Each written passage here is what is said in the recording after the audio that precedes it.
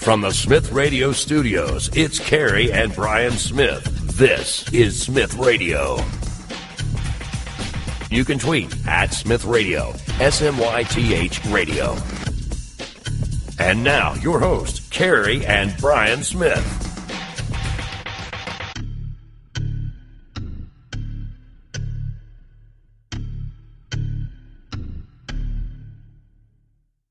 So, as we talk about Molly Tibbetts, y'all. So he freaked out. His world flashed before his eyes, and he thought he was going to lose everything. So he murdered her and was very helpful for the police, and he showed them where it was. Here's the whole point, folks. He was illegal, and that's the problem. The problem is that he is illegal. So people are, obviously, Molly Tibbetts' father has come out and has said that do not take my daughter's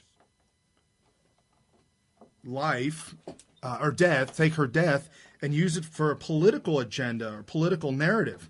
And so that's why it's trending on Twitter right now. Apparently, Molly Tibbetts' father is of the persuasion that that illegals should be allowed to it's a political agenda, and don't use my daughter's life or her death as a political agenda to push a narrative. Oh, there we go. I can hear myself now. To use her death as a political agenda. Don't do that. Don't use her. Well, here's the problem, folks. Everything's political nowadays. We've talked about this forever and ever and ever. Everything is political. There's nothing that's not political in this world. The Democrats have absolutely made everything 100% political. So this is political. That's just what it is. And the truth of the matter is that the wall's going to be built. Donald Trump and his NAFTA promise this week, folks, if you have been watching, Donald Trump promised to change NAFTA because it is ruining America and American jobs. So NAFTA was between Mexico, America, and Canada, but the world, China, was coming into Mexico and coming up through the border selling cheap stuff. So it was just a whole big mess. It was a huge mess, and Barack Obama attempted to talk about changing it. He never got to that point to doing that. He got to because it didn't fit his narrative. He tried to do a lot of different things, but he made a lot of promises, but didn't do a lot of things. So we're going to touch on that a little bit. I'm done with the Molly Tibbetts thing. Oh, by the way, the Molly Tibbetts thing. It's just another reason why we need to secure the border and keep America safe. There was another report of another illegal this week that killed another woman. I'm just saying, if they're not here, they can't kill people. So Donald Trump building a wall. Big news, breaking news on the Russia gate. I know if you guys follow me in my scopes, I told you I'm not going to talk about Russia much anymore. I don't want to rehash old news. But we are going to talk about that just a little bit because there's a lot of brand new information that came out this week. And all it does is just expose the Clintons and Barack Obama, expose them for who they've been for the last 8 long years. Oh, Lord. No, you should be good. Okay, good. I lost my ears. No, that's okay. Go ahead. Okay. So anyways, we're going to talk about the breaking news with Bruce Orr. Also, something that we talked about here on the show, a guy by the name of Halper. Halper, big involved in this whole Russia thing. We actually broke the Halper thing. We talked about him before Sean Hannity went absolutely nuts this week talking about Halper at the beginning of the week. So I just wanted to go back over that again. And Jim Jordan came out. He's got some thoughts on that. CNN at the beginning of this week did one of the worst things that they've ever done. Not only did they fake the news and got caught faking the news, and everybody walked away from them because they faked the news, they doubled down on the fake news, saying that they doubled down on the fake news, saying that it's true. And it just wasn't true. Finally, there we go. And finally, they came back out. And later on at the end of the week, and I guess they're walking away from their fake news. Wow. So you've pulled every wire out. Well, I mean, we didn't need all of those wires? Well, you're getting a little inside baseball here, but those wires were for like call-ins, and also if we were connected to my computer, I could give sound into the show. Oh, that's right. I forgot about that. So some of those wires were like that. Other than that, we just have the one out, and we should be good. Phenomenal news about the economy this week as well. Going to talk about that. Donald Trump's agenda, making America great again, is absolutely happening. That's why you see the media flipping out. That's why you see all these screaming heads, talking heads about loving on John McCain as if he was the hero of their left.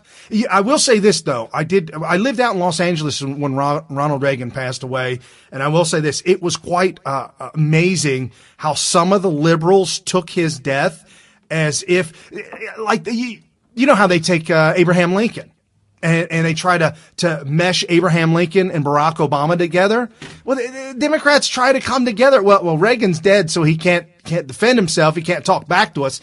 But we're going to use his death as a not a fundraising scheme, but a vote raising scheme. We're going to attempt to snatch a couple of votes from middle of the road Americans by capitalizing on Ronald Reagan's death. I thought that was very shameful. But nobody did that, did they? Oh, out in California, when I lived in California, I saw it. Yeah, it was unbelievable. I just absolutely hated it. So now that John McCain has passed away, that's what they did. I mean, you see the Obamas, the Clintons, and the Bushes all yucking it up and backslapping each other and hanging out. So we're going to talk about why they're doing that, and I believe they're doing that out of the sheer the ability that they think that they can raise votes. Oh, and you got John McCain's daughter came out and made an absolute spectacle of herself at the funeral. So we'll get into that stuff too, and there's a reason why she did that. I thought that was a Donald Trump roast. No? Yes. John McCain's death was a Donald Trump roast. Yes, you're absolutely right. Oh, I just was flipping through the channels and I was like, oh, check it out. It's a Donald Trump roast. Okay. Wait, who died? Was who died? John McCain. I mean, she was given the eulogy. Wait, but it was about, did Donald Trump die? I mean, that's yeah, right. I mean, that's what happens when you turn a funeral into a roast of somebody else. Right. They're suffering from Donald Trump derangement syndrome or TDDS or Don't start talking about people I don't like at my funeral. Why would you do that? So we'll talk about the guest list. We're just going to touch on it a little bit, not too much. We're not going to beat that up too much. Social media blackout, absolute blackout. We've got it's not new. Smith Radio, we've been on it for a couple of years now, but minds.com. If you want to jump over there, I talked about it in the scope this week. Jump over to minds.com and you can find Carrie Smith there, Brian Smith there, also at Smith Radio on minds.com. And I don't know if Gab.ai is ever going to take off. Last I checked, which was a while ago, they did a revamp. And this is a while ago, so if you're listening right now and you're a daily user of Gab, that's great. Last I checked, it was a long time ago, and the prior to that was even longer ago, and it looked like they vastly improved the interface, which I think the old Gab, the problem is it just looked horrible. And then they made it look a lot more like Twitter/Facebook. It just had a better look to it. So I'm happy about that. So, I'm sure somebody's in the comments section said, well, you got a computer in front of you, Brian. Why don't you look? Okay, maybe I'll look here in a minute. But we're going to talk about the new social media that's out. They've come out and they've actually adopted, whether they've been listening to Smith Radio or not, they've adopted an idea that Carrie and I have been talking about, bouncing back and forth, talking about for years now, and how to integrate it and how to meld it into a social media platform. Good Lord, man. Absolutely nothing is working. What? Absolutely nothing. You got to be kidding me. Okay. Oh, there we go. And now we got breaking. There's more breaking news, folks. Hillary Clinton's email scandal has now relit itself. It's reignited. I mean, the coals on this thing, I thought were turning white and gray and the ashes, and it was gone away. All her emails were burned. But no. The coals are gone. As soon as there's a big wind that blew through, and all of a sudden it blew through the flames. Shut up! And there's more fuel on this fire. It is just, I talk about the Hillary Clinton email scandal, and it makes me really angry and upset that she was so careless. But we're going to get into why everybody in America should be absolutely terrified that she allowed 4 years of her email, instant, no time delay. Every time she emailed, real time, every time she emailed or received an email, China got it. Real time, everything. For 4 straight years. We'll get into that. Got a lot of sound bites on that. I have not heard Joe Pollack, who writes for Breitbart.com. Joe Pollack, I've never seen him, and maybe it's because I didn't search for it, but I haven't seen him give an interview. Well, he gave an interview to the Daily Caller, which is really awesome. Daily Caller set up by Tucker Carlson. They're just regular folks like you and me, just kind of making ends meet, making it happen. So we'll have a great sound bite on him. He'll talk about that as well. And then I didn't know if we were going to ever have time for this because this thing is just blowing up. But did you hear about the new movie coming out? I've heard of several movies. Which movie are you talking about? The moon landing without the American flag. Oh, I have so much to say about that. I have so much to say. Wait, let's start off. I guess I'm going to write an article about that. We can start off with that. Dinesh D'Souza tweeted out 2 different tweets. He, great immigrant, Dinesh D'Souza, who knows more about America's history. Most immigrants do. Than probably most Americans. Anyways, I'm very. It's true. Very well, happy. It's because there's like this American citizens who grew up here, naturally born here. There's no reason, I guess. I don't know. I feel there's a reason. Brian, you probably would agree with me on this. There's no class that we have to go through to learn how to be an American. It's just assumed that since we were born here that we just are born with it or something. Born with the knowledge of history. Something like that. We take social studies, but that's actually communist propaganda. Socialist it's studies. More like social studies. It's like anti-American indoctrination is what it is. Right. But immigrants that want to become citizens or whatever, they go through these classes. They have to take these tests and pass them. They have to learn American history a different way than any natural-born citizen ever does. And so it doesn't surprise me one bit that they know way more than people born here. Right. So Dinesh D'Souza tweeted out 2 different tweets about this movie. The first tweet goes, the Soviets launched Sputnik, which set off the space race. Whoa, hey, oh. But immigrants that want to become citizens or whatever, they go this through takes these a classes, second. They have to take these tests and pass them. They have to learn American history. Hi, guys. Hey, everybody. Natural born. There we go. Okay. Yeah. So, see, I'm not even panicking. I'm just going to be not anymore. We're going through the process of turning down the volume. It is what it is. All right, we're good. This week I met with a pastor of a church, and we talked about doing his services live, like we do our show live. Okay. And two of the 3 people that were there at this meeting freaked out and said, no, not possible. It isn't going to happen. And I explained to them, I said, well, that's funny you say that because we go live and I literally panic all up into the minutes, 10, 15, 20 minutes before the show. I start to get panicky, but I've learned to just kind of back off that a little bit. So anyways, I digress.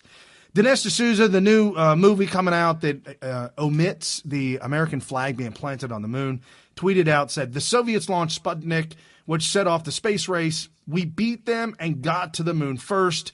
This is the political significance of the United States flag planted there. How can #FirstManMovie purport to tell the story and leave all this out? Buzz Aldrin took Holy Communion on the moon.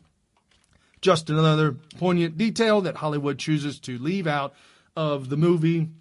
#fake history at Ryan Gosling. Something I did not know. I did not know that Buzz Aldrin took communion on the moon. I mean, it makes sense. Sure, why wouldn't I? If it's Sunday, you got to do what you got to do. Yeah, sure, obviously.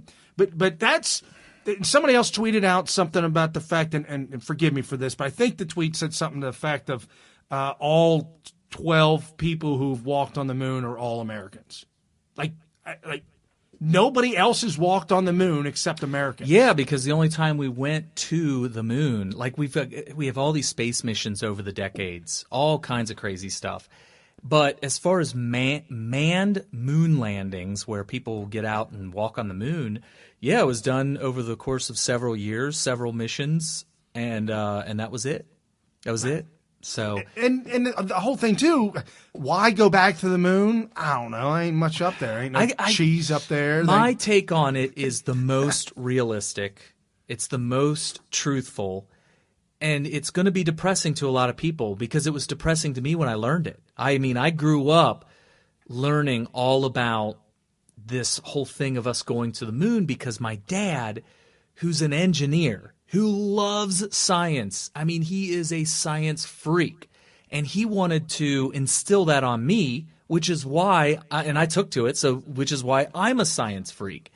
And he was 18 years old when they went on the moon. Wow. He was 18. So you can imagine my dad was in high school during the space race and all this kind of stuff.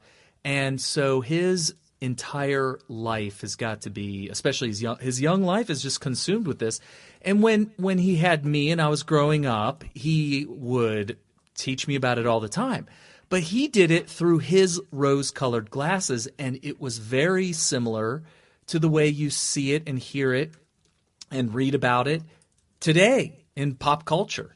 And it's just not true. It's just not accurate. And it's going to be a little depressing to hear the truth about it. But I think it's important that you understand the real true story of the moon landings. And I know everybody's like thinking that I'm setting up where it was faked. No. We definitely went to the moon, and we definitely, and the proof of that is that, we have things on the moon that we put there that we wouldn't be able to do some of the things today without those things that we put on the moon. One of being the reflectors, the tri-reflectors or whatever. They're like these cubes where they put them on the moon so that we could fire a laser at it. It'll reflect directly back. Sweet. We pick up that laser, and we can tell the exact distance at any given moment from the Earth that the moon is. And it wouldn't be possible without one of the Apollo missions. One of the missions was to put those reflectors on. But anyway, that's just one of many. They know where all the things were, all the rest of the things were that we left up there. But anyway, whenever you see stories about the space race, about going to the moon, I mean, hell, Tom Hanks did, Apollo 11? Right. Or Apollo 13. Apollo 11 is the first one with Neil Armstrong. And then Apollo 13 was the doomed mission. They made a movie about it with Tom Hanks. But you look at all these different stories, and it's very romanticized. And what they don't tell you, and this is the truth, is that this was a part of the Cold War. And I don't know why it doesn't get talked about. It always gets talked about as, here we are, it's us humans exploring the outer, the new frontier for the sake of humanity. And I understand that it's kind of a unifying thing. When we did reach the moon, it did unify the whole world. It was kind of like, this idea that why are we fighting amongst each other as nations when, we're all just one human race down on this little marble, this blue marble. So I understand the narrative change, and I think that that's all great. But you shouldn't forget what the truth is, and that is that we were in a life and death struggle against communism in the form of the USSR, and we being the form of freedom for humanity, liberty, and capitalism, and we were in this life and death struggle. Here's two things that you need to watch in order to truly get the context of it.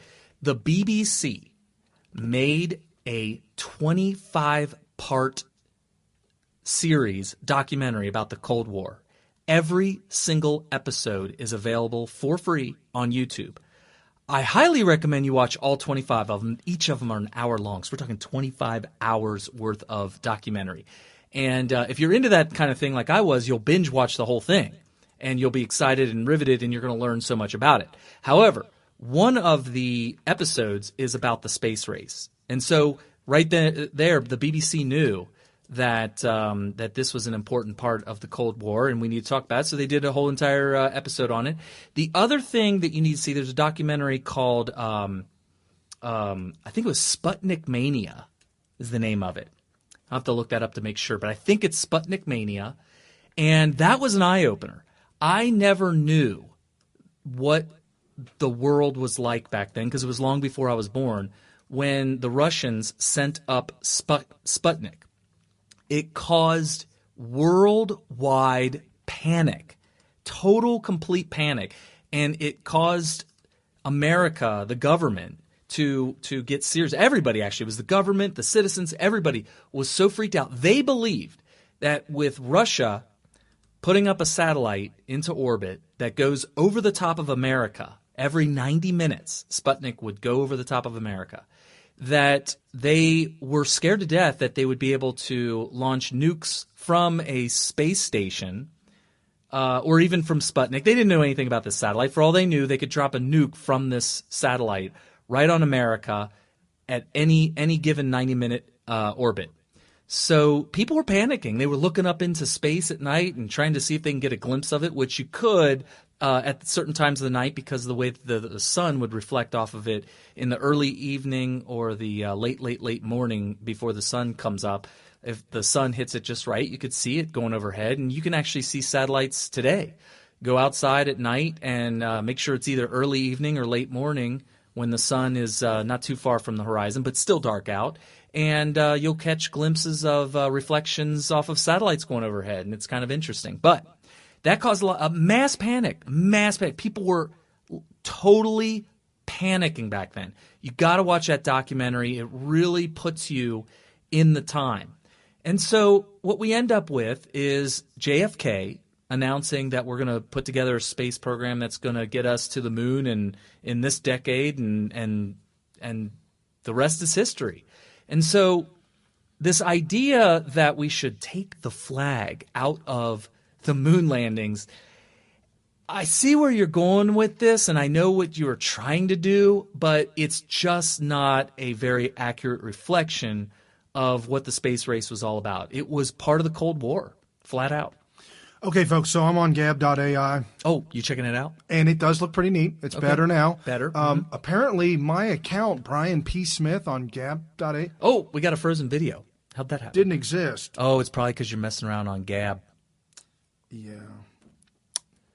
See if that works. I don't know. There we go. All right. Sorry about that. Oh, is it better? Yeah, we're good. Okay. So, we're on Gab.ai at SMYTH Radio. SMYTH is one of them, and Brian P. Smith.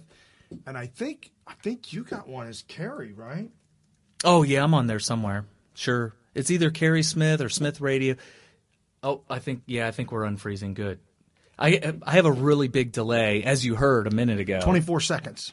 It's a 24-second delay almost. Okay. Yeah. So I just now saw that we're unfrozen. So, okay. Good. So if you see, if I type something in the comments section, you'll actually see me type it 24 seconds later. Right. So anyway. Well, that's I agree. I know Hollywood does rewrite history, and a lot of times they'll rewrite movies. If they are taking a movie directly from a book, there'll be parts of the book that aren't in the movie.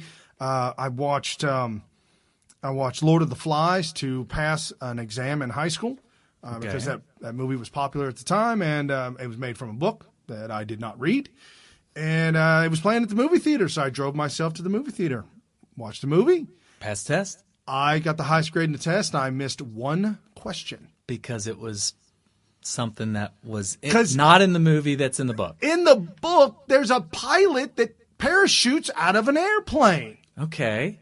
This is very common, though. In the movie, there is no pilot parachuting out of the airplane. There's always something different. Like the movie, What's that one with Stephen King and the writer that gets hurt and gets abducted by the crazy woman? Oh, Misery. Misery, yeah. In Misery, and I knew this because I just out of sheer boredom, I cracked open the book and read the exact chapter. Just out of sheer luck, I turned to the chapter in question where she does damage to him. Now, in the movie, she uses a sledgehammer and crushes his ankle. Yeah, because he's getting better. Yeah. He's about ready to leave. Right. He's about ready to leave. So she solves that problem by bashing in his ankle and just smashing it with a sledgehammer. In the book, she uses an axe and chops off that leg at the ankle. Yeah, the whole foot gone. Oh. Yeah. So they yeah, you got to read the book. It's pretty really graphic. Well, let me just tell you, the movie itself disturbed me as a young person. I'm probably in my 20s when I saw it. And when she crushed his ankles. So anyways, the whole point, though, is that's an okay change, if you will. Not showing the American flag being driven into the moon. Right. We conquered it. It was, right. There was a belief. There was all kinds of talk about space during the Cold War, early going into the Cold War. Throughout the 50s and 60s, there was a lot of talk about space. They had been building these missiles. The Nazis started building these missiles during World War II. And right after World War II was over, like pretty much the Cold War started instantly, even though a lot of people don't count the beginning of the Cold War until, the Russians got the nukes. But in reality, at the closing days of World War II, when the defeat of the Nazis was imminent, there was a race between the Soviet Union and the Allied forces. There was a race to Berlin to try to get as many of the scientists as possible, because people forget that the Nazis were not the Nazis, the Germans. The Germans were it when it comes to worldwide knowledge. They had the best scientists. That's why they were so worried about the Nazis developing the nukes before America. There was a race for that too. Right. So they had all the best scientists. They were the only ones that had rocket technology. They were the only ones that had rocket scientists. And so the Russians and the USA, the USA, they were rushing to Berlin to get as many of these scientists as possible. We got Werner von Braun, or whatever his name is. Werner von Braun. He was a Nazi scientist. And we were hoping to get him before the Russians did, and there were a lot of other scientists. And it's funny because when you watch these documentaries, you find out that the space race had a lot to do with Nazis in America going to battle against their former colleagues that were Nazis during World War II in Russia. They were pitting. It was Nazi versus Nazi during the Cold War in the early going, because they were racing to space and they were trying to change their. What do you got? I just kind of, something popped in my head. Just kind of, isn't that ironic? Dr. Oppenheimer, which is a big nuke guy. Dr. Robert Oppenheimer, the head lead scientist of the Manhattan Project, he was born April 22nd, 1904 in New York City to a German Jewish immigrant. Okay. How about the irony of that? Right. Yeah. So, wow. Yeah, I mean, so you got to realize that this was it was dead serious. I mean, they believed, the U.S. government believed that the Russians would get could possibly get such a big upper hand in the Cold War if they reached the moon before us, because they didn't know what was up there. They thought there could be resources that could gain them an advantage that would be overwhelming to win the Cold War. And so there was just this race where we need to set up. And who knows, they could have gotten there and realized, wow, we need to set up a colony and we need to colonize it quicker, faster, more efficiently than Russia. And Russia might have been thinking the same thing. We need to get there and colonize it and take over the moon before they do. There was also some treaties, some agreements that were going on that limited the amount of testing. And apparently, I didn't know this, but a big part of nuclear development is testing. And there's all these scientists, all these engineers who have to determine the sweet spot of testing and creating the uranium in order to create weapons, and you have to also use some of it to test, but you don't want to use all of it. Right. But you can't use none of it, or else you won't develop. You won't be able to develop. So there's like this sweet spot of how much uranium to use to test, and you want as much of it as possible and to test as often as possible. Well, they had these agreements to curb testing, and of course that would curb development. Right. And so the U.S. government was worried that if the Russians get to the moon before us, they'll be able to cheat the system by testing nukes behind the moon on the back on the side dark of the moon. side. Yeah, the dark side of the moon. On the back side of the moon. Yep. And so, I mean, this is the kind of the thinking that was going on, and it wasn't crazy. I mean, they were just trying to figure out. It's hypothetical, but is it? They believed it. It's they possibly said, "Wow, they're going to do this, and they're going to get an upper hand on us. They're going to be able to take over with the nuke, all this stuff." So this is the kind of thinking you got to get into the thinking of the people who lived at the time to really understand what the space race was all about. So when Neil Armstrong got there, he didn't want to put all the flags of the whole world on there. And say, look, we're all together, kumbaya, or like a flag that just has a picture of the earth on it. The flag that says coexist with all the religious symbols. Yeah, so he could have done that. Yeah. He could have, but he didn't. And there's a reason why he didn't. It was to show the Russians that we won. Right. I should say the Soviets. They weren't even. I remember growing up, I said, "Do you mean the Russians, Daddy?" And they're like, "Well, they're not technically Russians." And I'm like, "Well, what do you mean? Why does everybody call them Russians?" I never understood that. I never understood why so many people would refer to them as Russians or call them Russians. But then my dad would say, "Well, they're technically not Russians." And then I'm thinking, well, if they're not Russians, then what are they? There was no Russia. All the way up until the Soviet Union fell. So now there was before the Russian Revolution that caused the Soviet Union, but whatever. Anyways, digress. And not only that, but the ability for the USSR to successfully launch rockets was out of control. I saw a documentary on it, and the amount of pilots and astronauts that they were killing. I mean, dozens and dozens. If you got in that ship.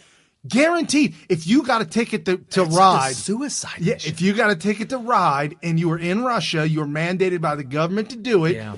You were going to die. It was a death wish. And check this out on both sides. Death sentence. Sorry, death sentence. Both sides, the Russian side and American side. Why do you think they were doing something? Like people look back and say, okay, so all these people died in the space race, the race to the moon, and there were testing failures that caused deaths. There were mishaps, rockets blowing up, all this kind of stuff.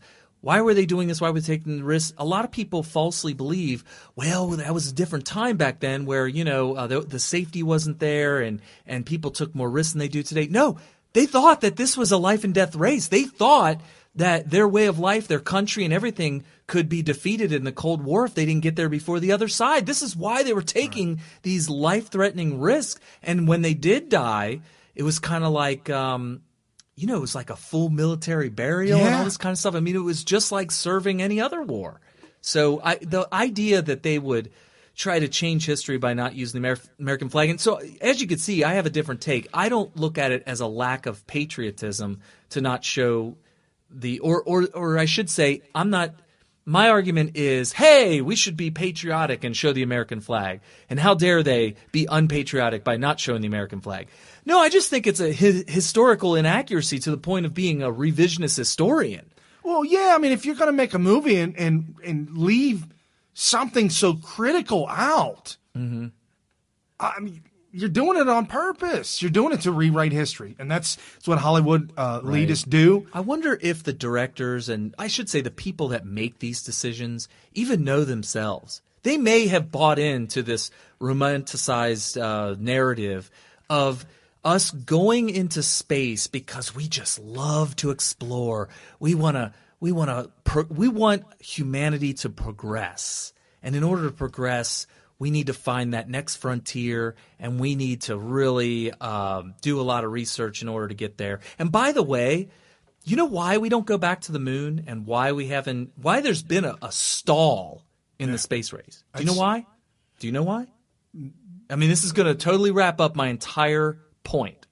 The reason the entire exploration of space, the final frontier, seems to have plateaued and stalled and actually gone down quite a bit is because that's not part of a war between two great superpowers anymore. The reason it was going so fast was because, for the same reason that things went so fast during World War II. Well, and think about this, too. Some people are saying that, we found a possible new planet that may have provide life on this planet. And so we're looking into it. My millennial shows me these articles on Facebook that are 5, 6, 7, 8, 9, 10 years old on Facebook. I'm like, why is it even there? Anyway, so I started reading it, and, there's a reason why nobody's talking about that from 2010, because it's 300 years away. No, not 300 years at spaceship speed, 300 years at the speed of light. Do you realize what that means, Brian? I'm gonna get scientific for you. What that means is that you have to travel at 300,000 miles per second. 289,000. I'm going to blow your mind right now. If you were standing on that planet right now and looking at Earth, you would be looking at 1717. No, 1717. 1718. If you were looking back, the light that's coming from Earth to you would be 300 years old. So when you look at planets or you look at stars, you're looking at stars out there in outer space 300 miles or 300 years away. Yeah. You're looking back. They could be gone. It could be dead because it's taken the light 300 years to get here. The Death Star could have blown that thing up. Yes. Centuries ago. And there's nothing there, but the light is still traveling here that it omitted. So, yeah, could you imagine? If they're looking at Earth right now, they're looking at 1718. Because that's the light that has reached them at this point in time. Right. Mm-hmm. I know you got to wrap your head around it. I took an astronomy class in college, one of my favorite classes, and the first day he said, this is not astrology. For anybody who wants to know astrology and guess in your future, this is the wrong class, so get up and get out. And like 15 kids stood up and walked out. Yeah. He actually, the first day was explaining the difference between astronomy and astrology.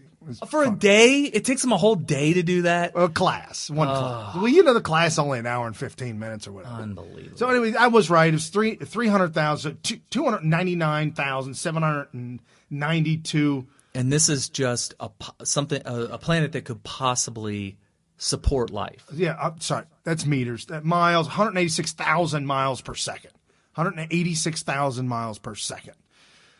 So there's just nothing going to get there. And I know people are talking about wormholes and people are talking about space-time continuum and leapfrogging. And I've got some people that listen to our show that approached me, and I thank you for the information. I don't know what to do with it, but they were informing me that the government has the ability to do that now, and they're visiting other planets, and aliens are visiting here. And people just don't have the ability to grasp that yet. I'm like, I'm not there. I'm not there. I'll leave that reporting to Alex Jones. He loves to report on that stuff. So it's like the time that Christian Mingle or ChristianMingle.com where people meet up, Christians meet up to date. Sure. They were sued by a gay community in Los Angeles for not having a gay section, and the guy in court said to the judge, Your Honor, we specialize in heterosexual relationships. We don't know anything about that type of relationship. We don't specialize. We don't know anything about it. That's why we can't have it on the website. And the judge tossed it right out. Folks, I don't specialize in aliens and UFOs and conspiracy theories to the point to where it's like out there kind of stuff. So I leave that up to the other people to do that. Cool? All right. Good deal. So moving right along, this kind of dovetails with this. I wanted to get to some good news. I had someone ask me last week, can you do the good news early? And I'm feeling like I need some good news. I need to be pumped up. Thank you. There's a lot of great news that is out there right now with America and America's economy. Remember how we talked we talked about this as soon as Donald Trump took office. Unemployment numbers, GDP numbers, all the numbers when they first come out, They're always lower. We find out they're lower than what the real number is, and it's always revised. It has been now for the last 2 years. All his numbers have been revised up 2 to 3 weeks later under Barack Hussein Obama, and towards the end of Bush, the numbers that would come out and the revised numbers 3 weeks later were always lower than what the original number was. And all that, just fake news, folks. I mean, that's I can't explain any more than that. They're just trying to use propaganda to get this narrative across that the good president was good, but he wasn't. Anyways, Donald Trump's numbers, second quarter GDP numbers came in. We were astonished. We were excited. Some people were saying it was going to be as high as 5%. Some were saying it's going to be 3%. I said if it's around 3%, I'm thrilled. Numbers came out for second quarter GDP, 4.1%. Phenomenal numbers. These are great numbers. We talked about this last week, but 66% of that number is consumer spending. They're talking about people, AAA, talking about people going on vacation this summer. It's been one of the greatest summers ever. People buying RVs and ATVs and camping and going on trips that they hadn't taken. It's like we've been in a winter stall for 8 years under Obama. And now that it's thawed, everybody's out spending money. New numbers, revised, as always, up 0.1 up to 4.2%. So the actual real number of GDP growth for the second quarter is 4.2%. This week also, Donald Trump supporting candidates. And we got Ron DeSantis out of Florida, who won his to be the GOP guy for governor, Ron DeSantis. That makes Donald Trump 9 for 9 in the last 3 weeks.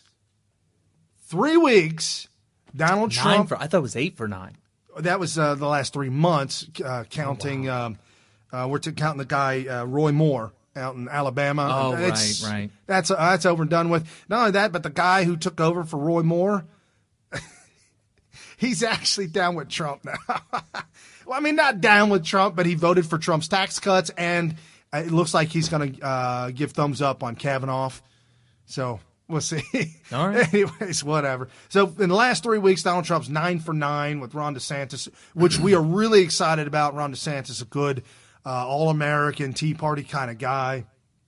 And so when he won, what happened? He gave an interview to Fox News, and now everybody's losing their mind because of what he said. And he said his comments were, and I'll play this real quick. This is Barack Obama back in the day, and his comments. I have a lot to say about this too. Ron DeSantis, and then it'll cut to Fox News and Ron DeSantis saying what he said. Folks, monkeying it up. Monkeying it up. It's really what it says. Don't throw a wrench in the works. You'll monkey it up. You know, if you gave a box of tools to real life monkeys, what would they do? Yeah, and the thing is, this is a I thought it was a well-known statement, and actually, it turns out it was. There were a lot of people who've said it. So. Right.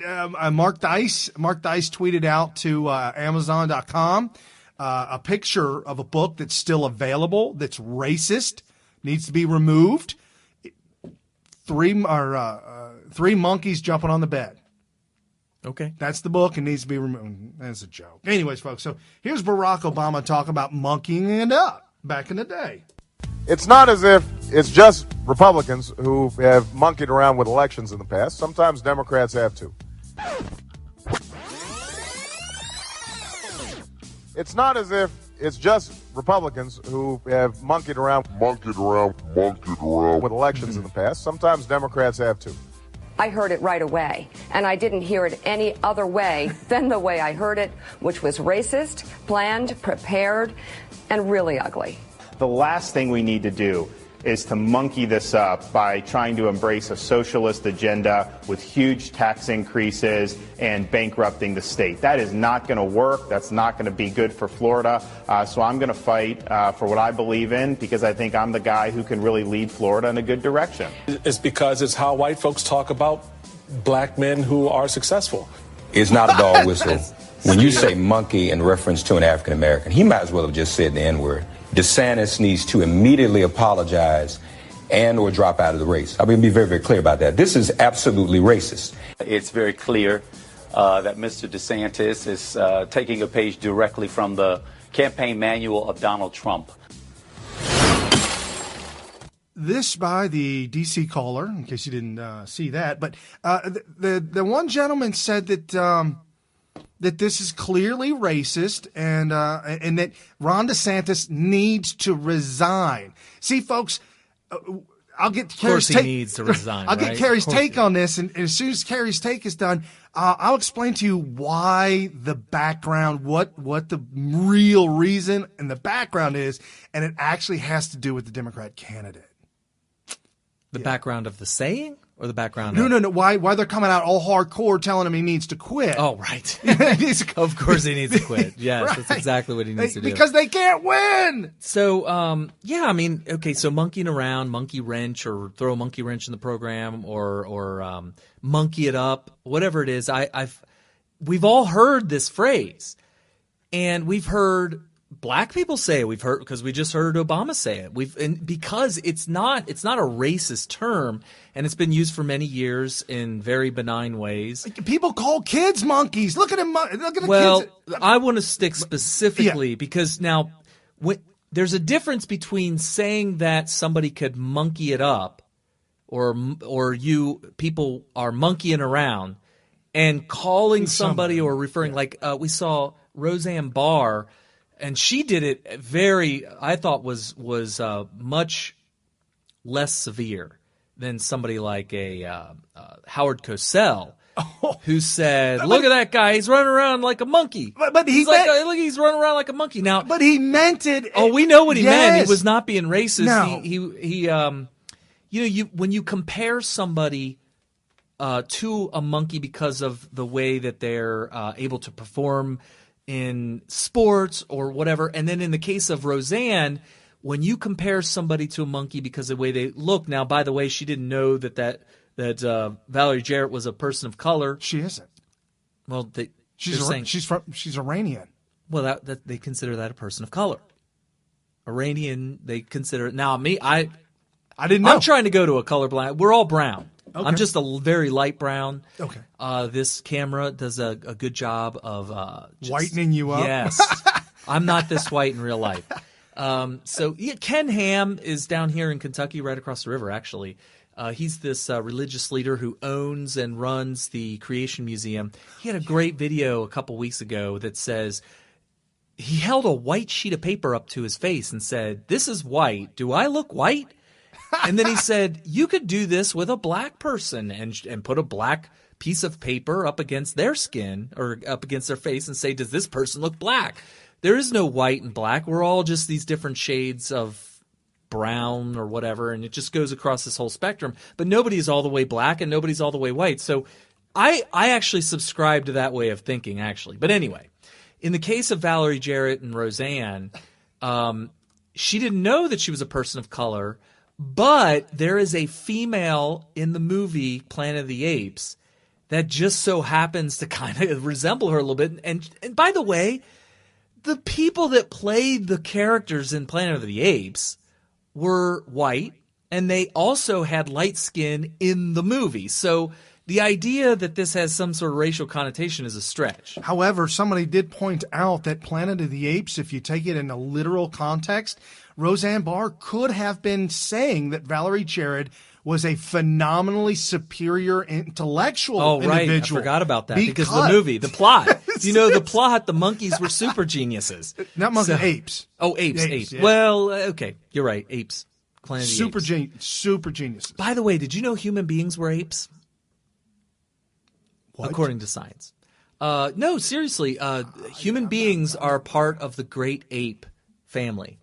I'm not buying that. Well, it's just the scientific categorization. It's not like they said, wow, we're apes. That's amazing. No, it was more like, okay, let's create a family called the Great Apes and we'll put the human beings in there. So we're apes too. But anyway, getting back to it. So Roseanne compared the looks of a woman to the looks of a character in Planet of the Apes. She didn't point out the character, but there were some very risque side-by-side comparisons. It was unbelievable. And it's so just, canny. It's just the shape of the face and everything like that. And the hair. The hair in the movie. I honestly almost thought that somebody was trying to make themselves up to look like Valerie Jarrett, but whatever. I digress. So the point is that when you compare somebody's looks to a monkey or an ape or whatever, that's obviously going to be off limits. When it comes to monkeying around, now you're talking about a saying that refers to what ends up happening, not even a behavior. We're not even saying, hey, look, Carrie, that guy's monkeying around because he's going, ooh, ooh, ah, and he's scratching his sides. Right. No, that's not what we're talking about. What we're talking about is just messing something up. Why do we know this? Because monkeying something up or monkey business or monkeying around is an extremely well-known statement. For them to act suddenly like they don't know what this statement means is disingenuous, to say the least. But also a lot. It's actually kind of racist when you look at somebody like Barack Obama using the phrase monkeying. He didn't say monkeying up. He said monkeying around. Barack Obama says monkeying around, and nobody thinks nothing of it. It's a common saying. Everybody's heard it before. And when Barack Obama says it, nobody thinks nothing of it. If a white person says it, and there's absolutely no chance to construe it to mean anything about any other race, nobody thinks nothing of it. Right. But the fact that his opponent happens to be black, and all of a sudden he has to censor himself from normal, common phrases. Well, even like John McCain even said that I'm not going to call Barack Obama a Muslim. Right, but he might have been referring to the fact that at the time we believed that he was not Muslim. Because this was before we heard the statement of him saying my Muslim faith. But my whole point, though, is that he censored himself during the campaign running against Barack Obama.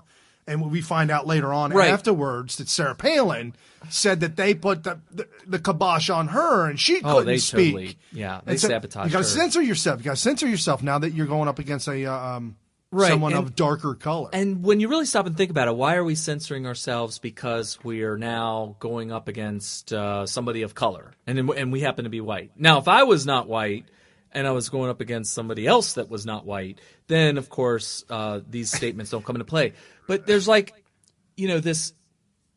this we're trying not to offend racists. Let's just cut right to the point. Because the racists are the ones behind the camera. You media guys. We can't offend the racists. The racists are the members of the Democrat Party. Yes. They're extremely racist. They believe, right? I'm going to drop the truth bomb on you guys. Democrats believe that the black race are monkeys. Yes, and that they're inferior. I don't even want to say that they think that they act like monkeys or that they look like monkeys. No, the Democrats believe black people are monkeys because, and they're ashamed of this. They're ashamed of the fact that they subconsciously, and they should be. They should absolutely be ashamed of how racist they are. They should be totally ashamed of it, and they are. And I'll prove to you how they are. Because they bend over backwards to try to not only avoid any kind of commonly used, totally benign, totally non-racist phrases that could be construed as exposing what they really think, but they also project this belief on other people who aren't racist. Right. Who would say something like, we shouldn't monkey up our politics or our laws or whatever we're doing in politics by electing a Democrat, electing a socialist, not a black person. The fact that they go straight to the fact that this guy was black exposes their own racism. I work for a company part-time, which, by the way, for those of you that want to dox me, I don't need this job. I do not need this job. I just do it because I don't want to waste too much time sitting at home. I want to actually be productive. But I don't need it, so dox me all you want. I don't care. But I work for this company that when we have more work to do and we have to work longer, they indicate this, that you have to work longer by projecting with a large projector onto the wall a giant muscular gorilla flexing its muscles. Yeah, you got to flex your time. Right. And it's been up there for years, I believe, as long as we had more work to do, and it was needed to be indicated. Apparently, I actually jokingly thought that's racist. Just jokingly, of course. I didn't act on it. Although I could have monkeyed it up by actually trying to raise a stink about it. Well, guess what? A couple weeks go by, and boom, just like clockwork, somebody reported that they were offended by this giant gorilla. Must have been an African American, somebody black, somebody sensitive, a Democrat maybe. Maybe. And then I was thinking, no, I'm going to go cynical here. What do we know? We know what we know. It's got to be a white liberal. Yes. It's got to be a white liberal. That's what I was thinking too. So definitely liberal for sure. Yeah. So we're trying to track down. So I asked the person that told me if they knew who it was and if they had actually signed their name to this. And they said, yes, they actually put their ID on the complaint. And I was like, so who is it? And she was like, I'll go find out. So the next day I see her and she's like, found out who it was. And I was like, okay, who was it? Apparently it was this Asian American. Actually, not even American. I think she may be foreign exchange student. Well, she's either a green card holder or possibly an immigrant, legal immigrant, or she has to be illegal. There's no way they can't hire illegal immigrants at this place. So either a legal immigrant or an actual naturalized citizen, but of Chinese descent. So an Asian woman had done the complaint. So the girl that was telling me this stuff, she's crazy. She confronted her and said, well, why did you say that offended you? What about that offended you? You're not going to believe this. You're not going to believe this. She said that the Chinese woman, and I'm not saying Chinese because I don't know what Asian descent she was. She's actually Chinese. No, she really is from she's China. Chinese. Okay. Yeah, she's Chinese. She said, well, it's offensive because that's what we call black people. Oh! Yeah. She said, we call black people apes. And so that's offensive to depict a humanoid type of ape person in any way, shape, or form is racist because we call black people apes. Okay, she said so that. that makes it your point that Democrats are racist because they're doing what she's doing. Well, Brian, you're assuming that she votes Democrat. Yeah. Well, so my friend said, that makes you racist. The picture's not racist. No. You're racist for thinking that. Right. So, yeah. So that's what we're dealing with. Okay, check this out. That's what we're dealing with, folks. Check this out. I was at work, and a commercial came on the TV.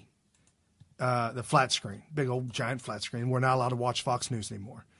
The TV is locked. Did I give you the update on it? The TV is locked on because of you. HGTV. Yeah, Home and Garden. Home and Garden. Okay. Home and Garden TV. Okay.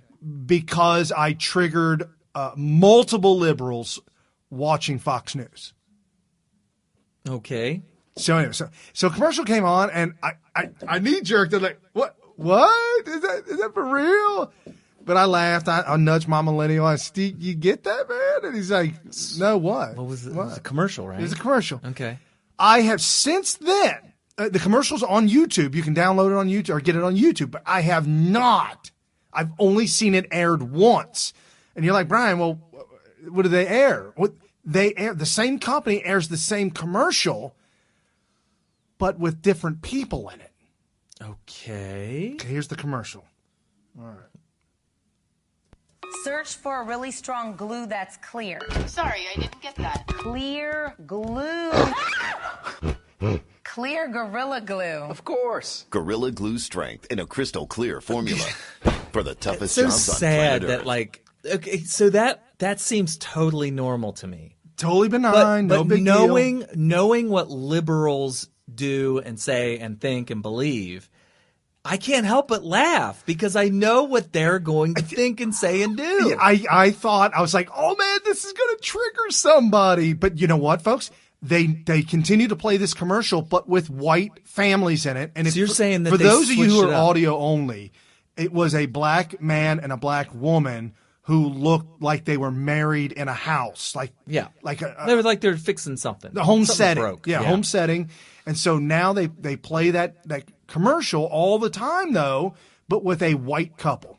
Wow, so somebody complained and they switched it up. I can't believe that they stepped on that landmine, and I honestly believe that they may have been like, hey, let's do this and we'll get free advertising because they'll talk about it, which is – they kind of failed because this is the first time I heard. Yeah, not only did they fail, but all y'all liberal lefties that lost your mind on In-N-Out this week, y'all failed. Their sales are through the roof. I love it. I'm so glad. I mean, I was really distraught back in the Tea Party days. Back in the Tea Party days, this stuff was devastating. It ruined somebody, ruined a career. As soon as you call one person racist and there's something behind it, like sometimes there may not be anything behind it, but there's an opportunity to manufacture evidence behind it. Like, for instance, when I think it was Cummins, Representative Cummins, claimed that he got spat upon by a bunch of angry Tea Party people screaming. And he's a liar. Cummins is a liar to begin with. Well, apparently. And he said he was spat upon, and then later there was reports of somebody dropping the M-bomb. And turns out there was no substantiation of that. However, it was just something that they were reporting as actually having happened. They weren't really saying – nobody was saying, well, we're not sure if it happened and we don't know if there's evidence. People were just taking his word for it. Well, when this happened, it was like one person was randomly being accused in a crowd that may have been saying it, may have spat or whatever. But the entire movement was like – Glenn Beck ran away. He did worse than ran away. He basically told everybody that he's running away and everybody else should too. Yeah. That's what Glenn Beck did wrong. But it wasn't just him. I think everybody was like, I did not sign up for this. I have a job. Right. I could get fired. Yeah, if they find out that I'm going to these Tea Party rallies at the same place where people are spitting on black congressmen and dropping N-bomb, I can't be a part of this. And just like that, the entire movement dissolved within a couple of weeks, and that was it. That was the end of the Tea Party, and we didn't have any kind of movement or unity or power or anything until Trump came along. And for those of you who are watching video as well as audio, this is a billboard that was posted up this week. Somebody posted on Twitter. And for those of you audio only, I'll read it for you. It's a billboard that has three black women, probably in their late 20s all the way through their 30s, three black women in the corner, and it says, black women take care of their families by taking care of themselves. Abortion is self-care. Trust black women, hashtag this by paid for AFIYA Center. This is an abortion clinic, and they are literally trying to say, we know how we know you guys need this, so we're just letting you know that black women need abortions, and abortion is not a bad thing. Well, they're also saying self-care. You're taking care of yourself. A pregnancy and an additional baby is a threat to their family. And so you need to take care of your family by making sure we take care of that pregnancy, a.k.a. Another child. You need to take care. That's part of taking care of your family is by murdering new kids coming along. And Margaret Sanger, she's founder of Planned Parenthood, a Democrat, liberal, hardcore. She said that black people. Conspiracy. It's literally a conspiracy to curb the growth of the black race. Flat out, it's a conspiracy to curb the growth of the black race by getting them to murder their own offspring. But she said we need to eliminate them from the earth. Right. I'm saying. Yeah. Oh, okay. Yeah. Oh, I'm not. When I say conspiracy, guys, we need to get this language right. But you got me slipped up. I'm starting to realize. I'm just now realizing that people have different definitions of conspiracy. You're talking about conspiring.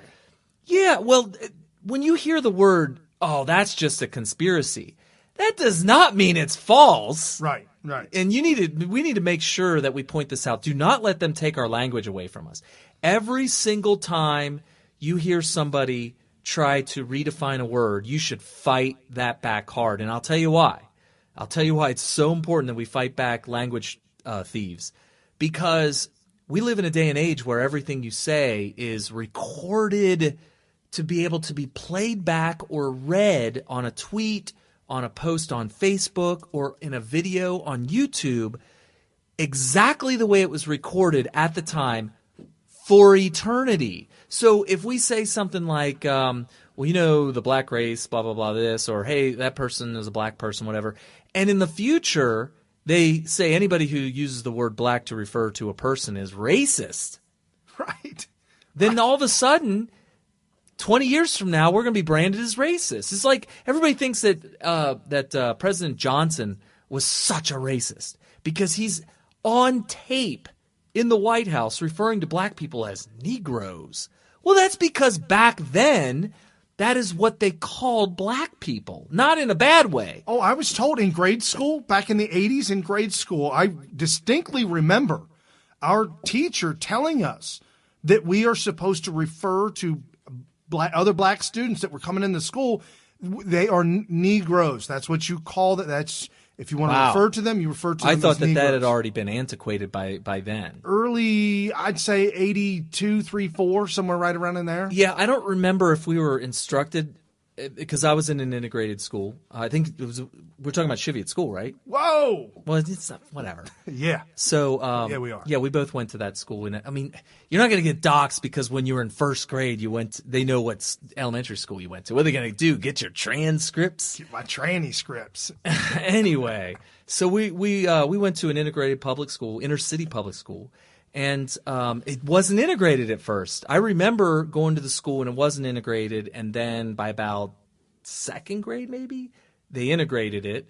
I don't remember getting any specific instructions, but then again, I don't remember until later that we were to refer to black people as African Americans. The reason I don't call it that anymore is because after many, many years of going to school in an integrated school and going to the Marine Corps where it's very diverse and all this kind of stuff. And I realized that black people don't refer to themselves as African American. No. And in fact, I've heard several times that it's an insult. And when I heard the argument as to why it's an insult, I agreed. I agree that it should be considered insulting to refer to black people as African Americans. Now, maybe in the future it'll be an insult to call anybody who's black. Maybe. I don't know. I kind of actually hope so. I kind of hope that we go with the Ken Ham version of describing people as just all, human race. We're all the same race. So Dinesh D'Souza was giving a talk to some Utes, and they were asking about racism and the Democrat Party. And is the Democrat Party still racist?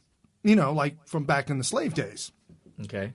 And since we talk about this all the time, and we're talking about this right now, that we absolutely believe that they're racist, we just showed to you, we proved to you that they really are racist deep down in their hearts. Right. I mean, we've already demonstrated. Right. Right. So, but here's Dinesh D'Souza to kind of back us up on this. The question, the deeper part of the question is, so prove to me that the Democratic Party is racist now. And as often happens with a tough question, this is kind of when I rise to the occasion. Well,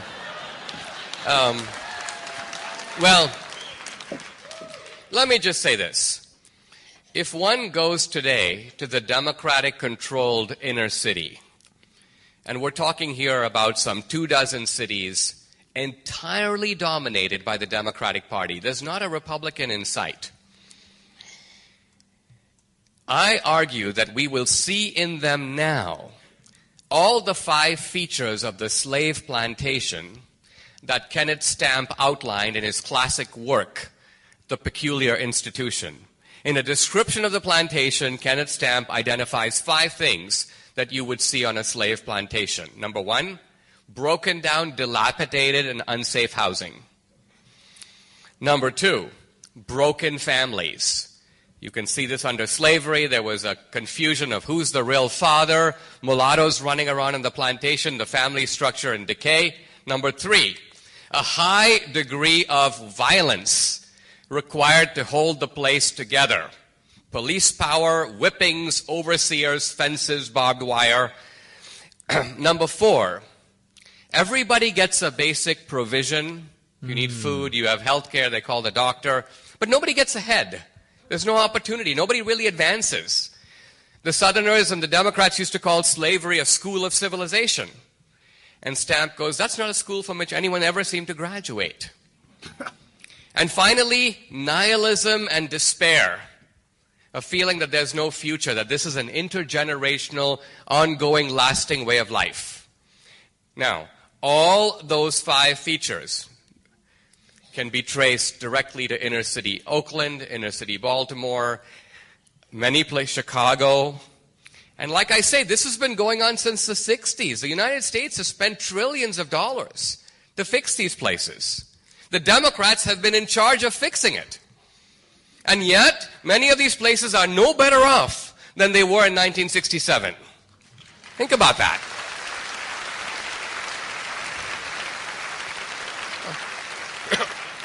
So, at the very least, this reflects a callous and shocking disdain for the welfare of the people who live in those communities. And for me, this is a big opportunity for Trump.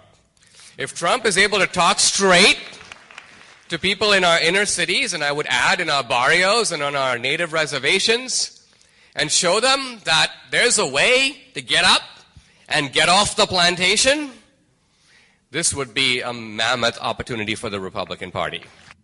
And it's happening, folks. This walkaway, #walkaway movement is not slowing down at all. There's a lot of people that are coming out. You should go and look. Just go onto YouTube. There are so many people, Democrats, that are out there just putting their video out there. I'm walking away. I won't do it. There's a famous guy, 6'3", 6'4", 330-pound black dude. I mean, he's huge. He's a monster. And he's wearing a MAGA hat at the grocery store. You know, I was thinking the other day, I was just kind of daydreaming and just kind of like, you know, thought experimenting in my head like I always do. And I was like, you know, there is something I'm actually prejudiced about. And we all have our own prejudices, but to be able to notice it and identify it in yourself is a pretty cool thing, because you can like kind of grow from that. And I noticed that I have no choice but to assume that if I meet a black stranger, that they hate Trump. There's good reason for that. I have to find out more information and very, very carefully to determine whether or not they really do hate Trump or not. There's good reason for that, because you have the socialists and the Democrats. You have them on the street. You have them out there. There's an old dude, like a really he's kind of buff. He's an old black guy with a beard. So it looks like he can hold his own. So he's in the inner cities, and he was actually down there in Long Beach, North Long Beach, down where Snoop Dogg used to hang out, in South Central, and he was doing the man on the street, walking up to black people and putting the mic in their face. And do you love white people? Do you love white people? Yeah, do you love white people? Almost seems like an insulting question. What do you think about white? But on purpose, well, why do you hate them so much?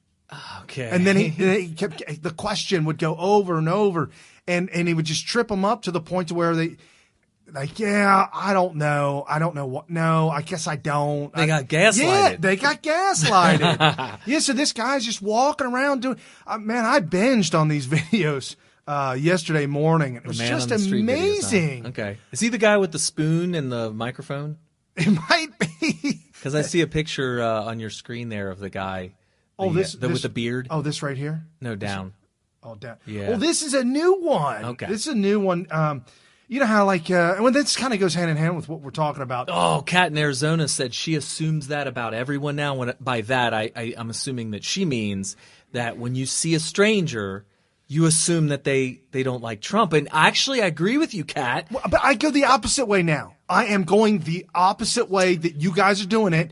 And what I am doing is I am pretending that everybody has the same feeling I got about Trump. Okay, I've seen you do that before. We were around this hippie young dude. Yeah. And that didn't count. I had adult beverages in Well, there. I couldn't tell. I thought you were trying to troll him, like you wanted him to not be a Trump supporter. But now that you just said that, I might have been wrong in that assessment. I think you were hoping that he was and that you guys would bond. Because I don't think you were trying to start a fight. No. But because he was being totally cool. Yeah. And so Brian would randomly interrupt him by just belting out, Trump! And I was a little embarrassing to me because it seemed a little Neanderthal, but it was going to go one way or another. Either you're going to troll this guy out, or he was going to be like, "Oh yeah, Trump, yeah." I don't know. So he got nervous. Though. He acted like you weren't saying it. Yeah. So just like the lady that I was telling you guys about at the soccer practice, I showed her the Trump sticker on the back of my truck, and she shook her head. She's like, "Me and my daughter, when we pull up behind somebody with those stickers, we get out of the car with our aluminum bat and start bashing the hell out of it." Because that's what they do in Philadelphia. We look at each other and we just say, how in the world could they support somebody like that? Like what? Like that's my first question. Right. What do you mean, like what? Like what? Well, I jumped into the other mode. I said, hold on.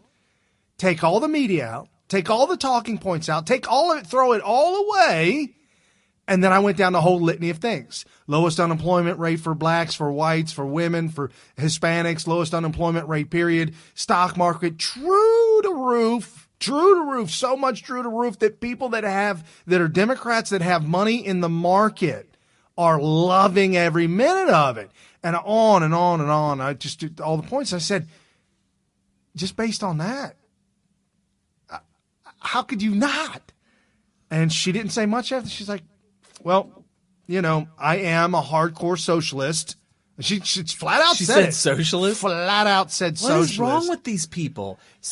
Hold on, and she's an older woman. She's older. She's like in her late 40s, early 50s. And I do have a point about that. She does look like she's in her 50s, and she has a daughter that's 8, which means that she's been a liberal all her life because the libs out in L.A., they do that.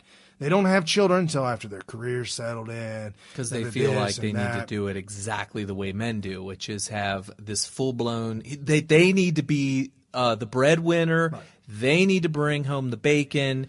And in order to do that, we know how this works. You got to get the paper. Right. You have to get a sign-off by somebody at a thing called a university. Right. And that takes 4 years after high school. Right.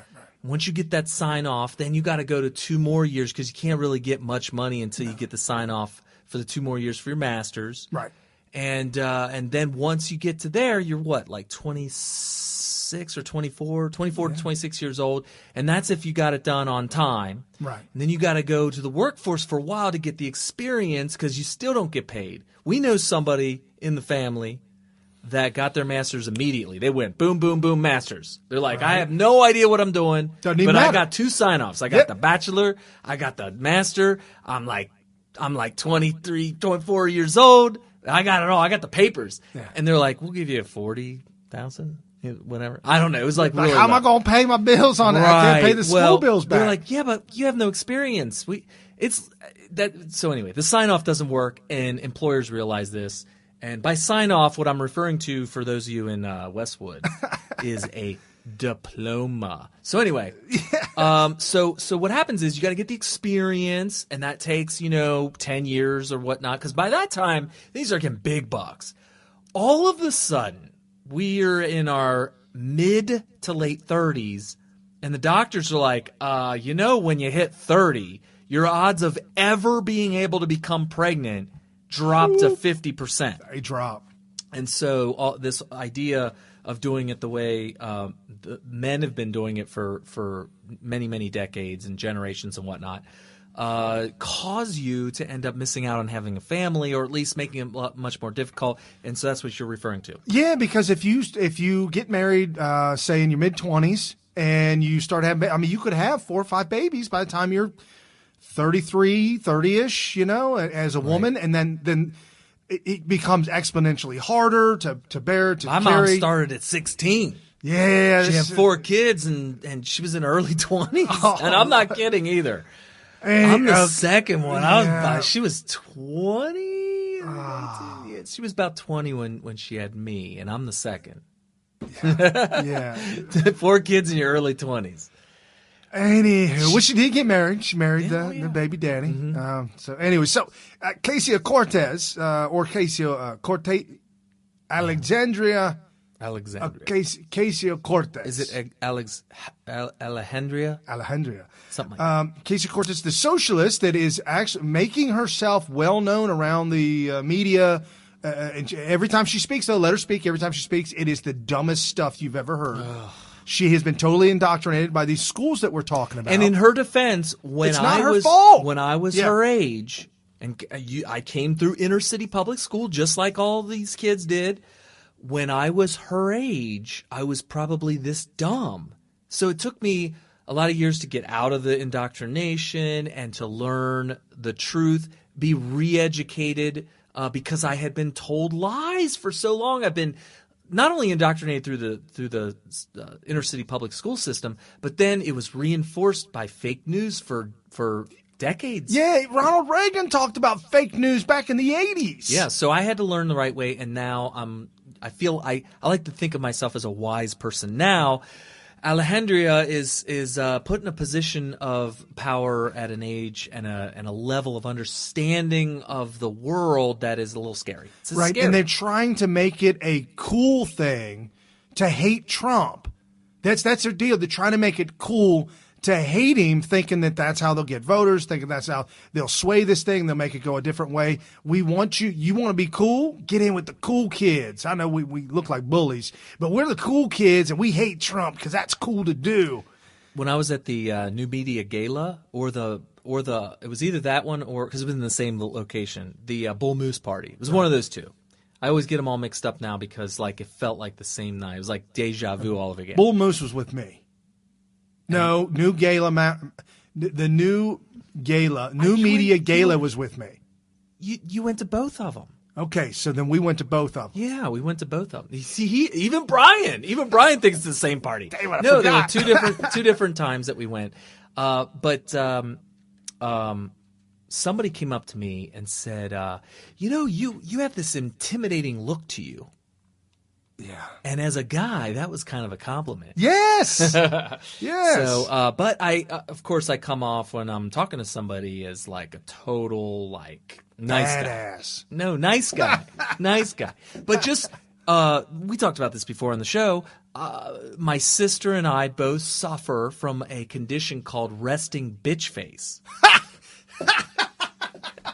And that's where when all the muscles in your face are relaxed. RBF for short. When all the muscles in your face are relaxed, you look like you're angry and you're having a bad day and sometimes tired. I had somebody come up to me at work once and say, "You okay?" I was like, "Yeah, why?" "You look kind of tired." And I'm like, "No, I'm perfectly awake. I'm alert and everything."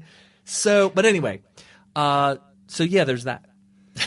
Yikes! So Ocasio-Cortez and the socialists, they're out doing the man on the street, and this is before you do this. So this video, who was recording this? Did she know? It's her crew. Okay, her crew was recording this, and they're going to use this as propaganda. Oh gosh, okay. And so this is sad, but this is what's really happening out there in America with what socialists are doing to try and. I mean, these kids aren't old enough to vote; they're children. Not even close. Not even remotely. Right, but this is what they do. They're getting to them younger and younger. Okay.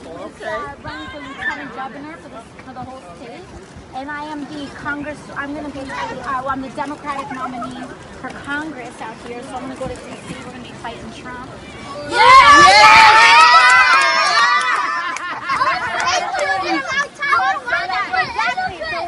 That's crazy. But we need your that the kids get so excited about it. Help to fight Trump.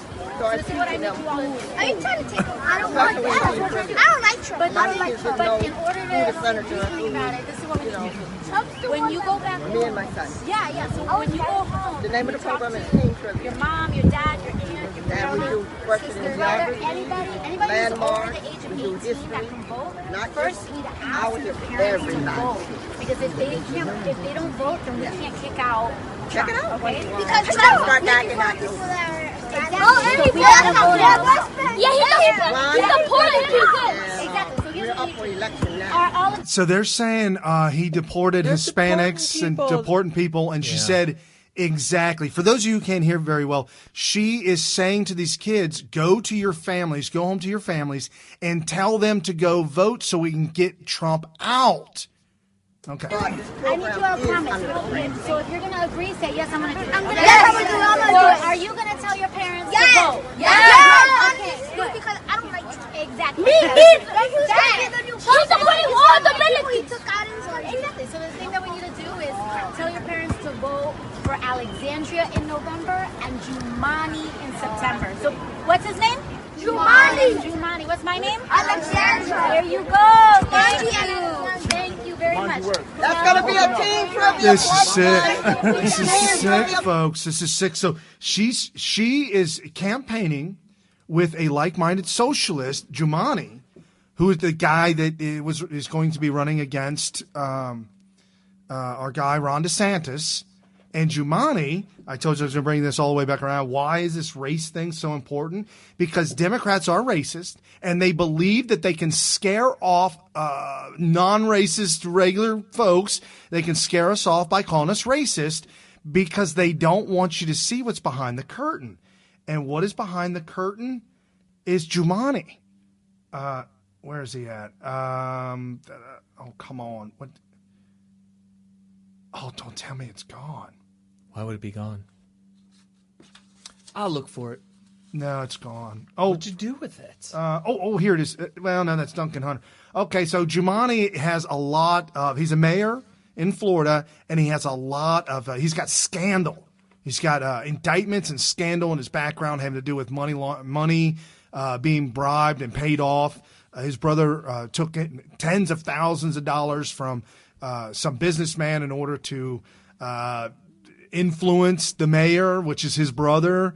And so there's some really bad things going on with the guy who's running against Ron DeSantis. He's a hardcore socialist, campaigning with Alexandria Cortez.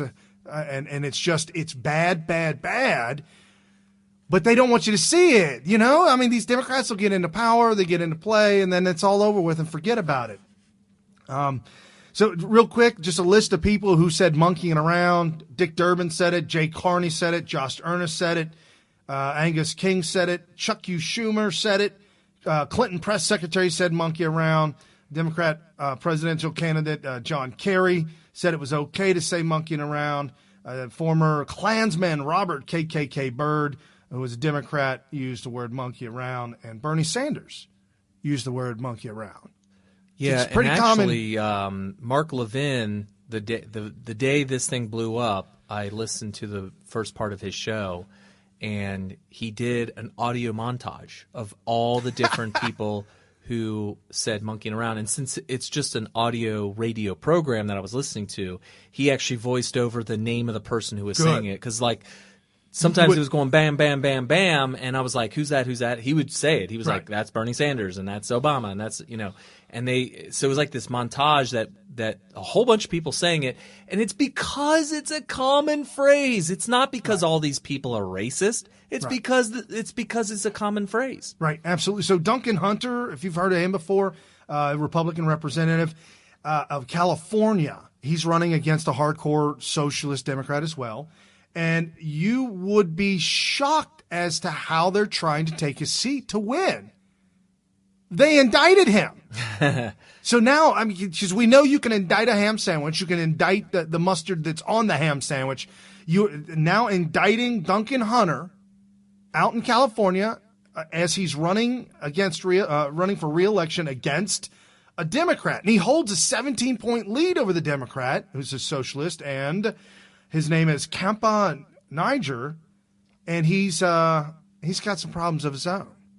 He's facing heat over his Palestinian terrorist grandfather, Mohammed Youssef, who headed up the intelligence activities for Fatah faction and was allegedly linked to the murder of 11 Israeli athletes at the Summer Olympics in Munich in 1972. He's still a Muslim, still hardcore. Folks, I scoped about this. This is how Muslims will take over. They will, just like they did in Dearborn, Michigan. They started electing their own Muslim mayor. They elected all the city council Muslims practicing Islam. And now they had to have judges come into the city and stop them from allowing Muslim lawyers to introducing Sharia law as reason to let the guy off. I'm telling you, it's his religion, and he believes in Sharia law. Okay, so anyway, so that's going on in California, and now we have Trump. Trump is now, we've got another guy running for position as a Democrat, and he put out an ad in his 30-second ad. Where's that clip? Where's his ad? And there it is. Put out a 30-second ad. And you're not going to believe this. You want to talk about name calling? This guy is running for office, and he's running against Donald Trump.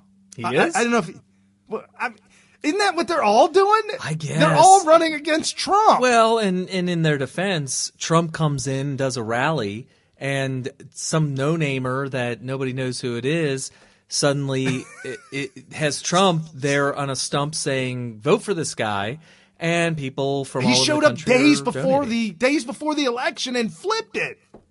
Yeah, so here's this knucklehead running. It's a 30-second clip. I'm Dan Helmer. I approve this message. I'm different. I'm not a politician. I'm different. I like double soy lattes. I'm a Rhodes Scholar who served in combat. I'm for a Medicare for all option and against drug companies that rip off seniors. I'll fight the gun lobby to protect children, not guns. What? After 9/11. Yeah, he's going to protect the children, Kerry, not the guns. Come on, man. Oh, my gosh. It's not about protecting guns. It's about guns protecting us. The greatest threat to our democracy lived in a cave. Today, he lives in the White House. No one, even the president, is above the law. What law? Barbara Comstock has beaten every politician. I'm different. You mean the Constitution that gave him the legal authority to take over as president as per the will of the people? He said the greatest threat to us and showed Osama bin Laden's picture in the cave and said now the greatest threat to us is in the White House. That's going to insult too many voters. There's just no way. You have to be on the fringe. If you're in the center and you hear that, you've got to be like, ooh, that's the White House is calling on Nancy Pelosi to reject this and reject these words. And as of now, there ain't no rejection. Just taking it in. Oh, something I just thought about. Somebody said to me, why does Dinesh D'Souza call the Democrats the Democratic Party? He says Democratic all the time.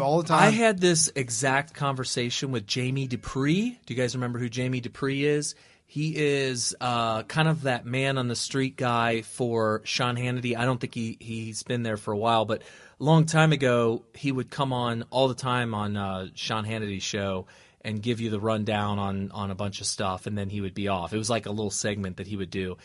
And he kept referring to the party as Democratic Party, Democratic Party, Democratic. And Sean Hannity was too. They were going back and forth. So I just went on a tweet storm, and Jamie Dupree I actually DM'd him. And this was when I was first on Twitter. This was actually a revelation for me, actually. Never really had any kind of conversation with anybody even remotely famous. And he got back to me.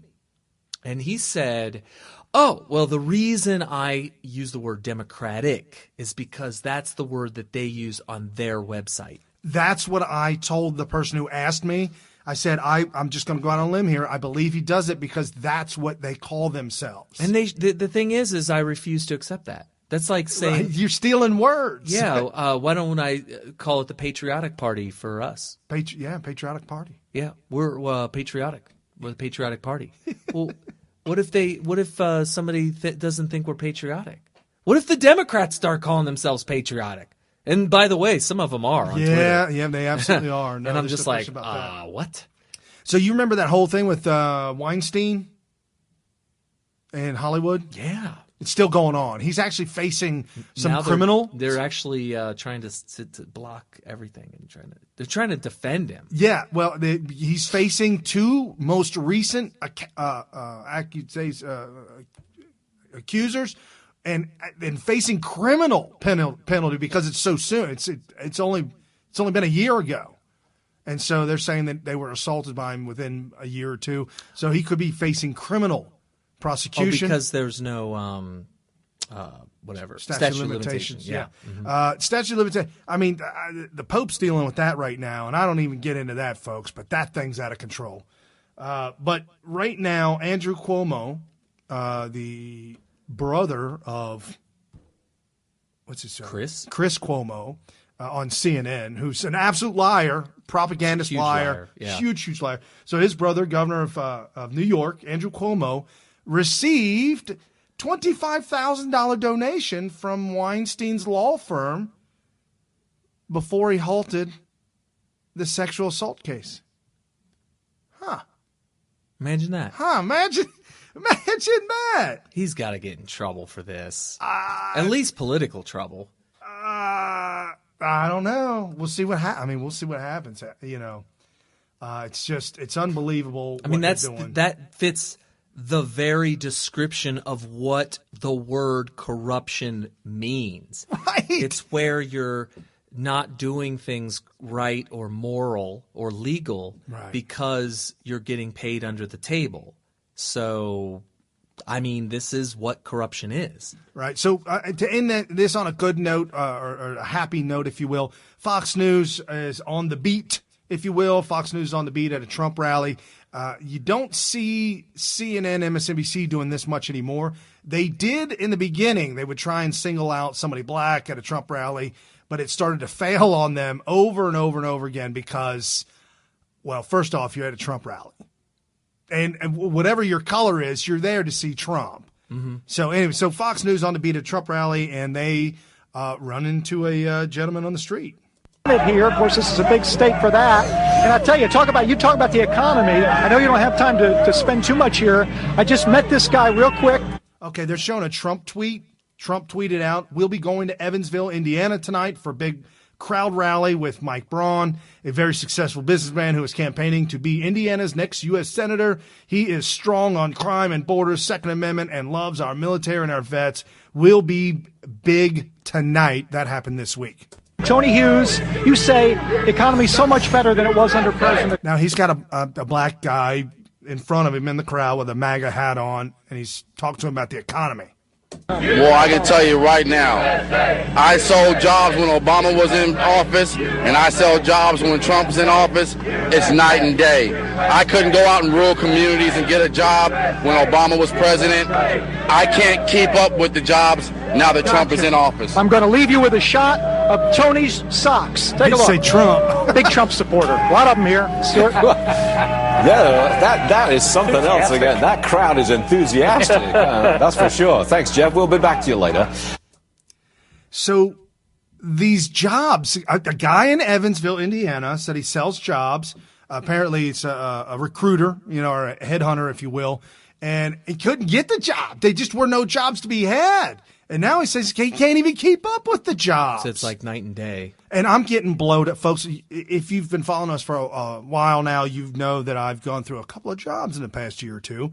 And a couple of machine shops have closed down during Obama's reign of terror. And so I had to move on. Yeah, and when it happened, we were just like, yeah, it happens. I do it again. But, when I was growing up and we had the great economies. Hold on real quick. I signed up on the for jobs. I signed up on those headhunter list and all that. Yeah. I'm getting blowed up. I got to block them all. Oh, you mean they're coming now? Yeah, they're calling me. They're text messaging me. Oh, my goodness. The emails, it is relentless. Wow. Yeah, I mean, we went to – you remember when Mary Taylor was running for governor and she had lost the primary, but at the time I was kind of going and showing up and following her closely, physically showing up to these places. Right.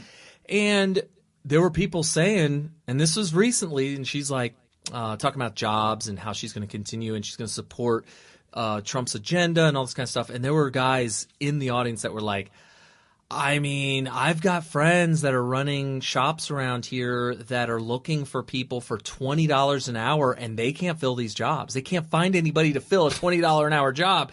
Yeah. And I was just like, this is so different than a couple of years ago. Well, and that's how you, folks, I know I'm preaching to the choir when we say these things, but maybe there might be somebody new on because we're getting a lot of new folks listening to the show. Welcome. But this is how you raise wages. The minimum wage, like somebody tweeted out with Ocasio-Cortez, the socialist, saying that she said we need to make a minimum wage $1 million so that we can all be rich. That's what she actually said. No. that? I was, okay. Well, I did not hear her say that, Carrie. Oh, well, then So I'm supposed to prove that she didn't say it. Prove to me she didn't say it. Right. I did not hear her say it, but she could have said it, but that's the argument you give liberals. Right. When is it enough? Yeah, I think the biggest failure of our way of life today is that we aren't teaching people how to negotiate salaries. Right. I had to learn it myself, not salaries, but negotiating prices for work, having owned a business. Right. And when you go and do jobs, sure, you can figure out what's this job going to cost me to perform and to get all done. At the end of the day, how much money did I lose? And then how much more money than that can I charge this person? And if you go a little bit too high on the wrong person, and they'll just say no, and then all the time you wasted putting together the proposal will be lost, and you will have lost out on whatever you could have earned from the job had you gone a little lower. Right. And if you go a little bit too low, they might say yes really quick.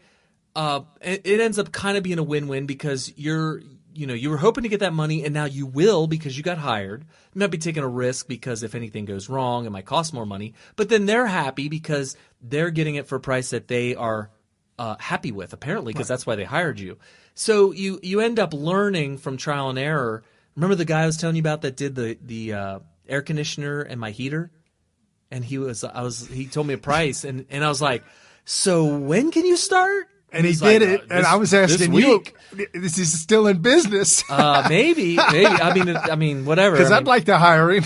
Yeah, and he jokingly said, yeah, I'm about half of what your average, established company would be. And sure, he was new, and there were a couple of mistakes that maybe a more experienced person would not make. But you were willing to put up with that for the deep pocket discount. Oh my gosh, it was a deep pocket discount, and he was excited that I hired him. But I think as the years went on, I think he was like, I better start charging a little bit more. But he got his start by me paying him for a job, and I was excited to have it for that cheap. So the bottom line is that was part of his learning experience. He certainly did not lose money, right. But he could have earned more money. And this is the kind of thing that needs to be taught. Sure, there was some trial and error on his part, so he had to learn it himself. But for us to live in a country, a capitalist country, where kids coming out of high school, 18 years old, we're expecting them to enter the workforce, having absolutely no idea how to ask for a wage at all. And I'll tell you, they're brainwashed into thinking, well, I just show up and I get what they give me. This is what that's minimum wage. I just get what they give me. Well, it could be minimum wage, or it could be, hey, I saw this advertisement for this particular job for this price. I qualify for this. Can I have it?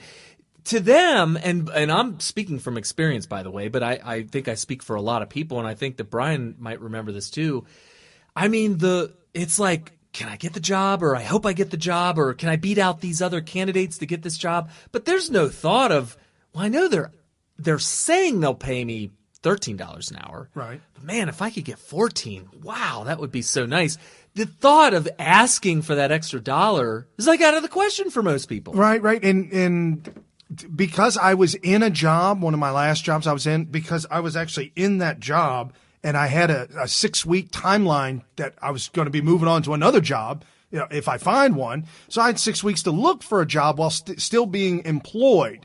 So I had an incredible opportunity to just knock on doors and pound the doors down and just start looking for jobs anywhere and everywhere. I was extremely picky, extremely choosy. I walked out of places that one place I went down, I sat down, and I was there for 10 minutes, and the guy didn't come out and even greet me, didn't say nothing.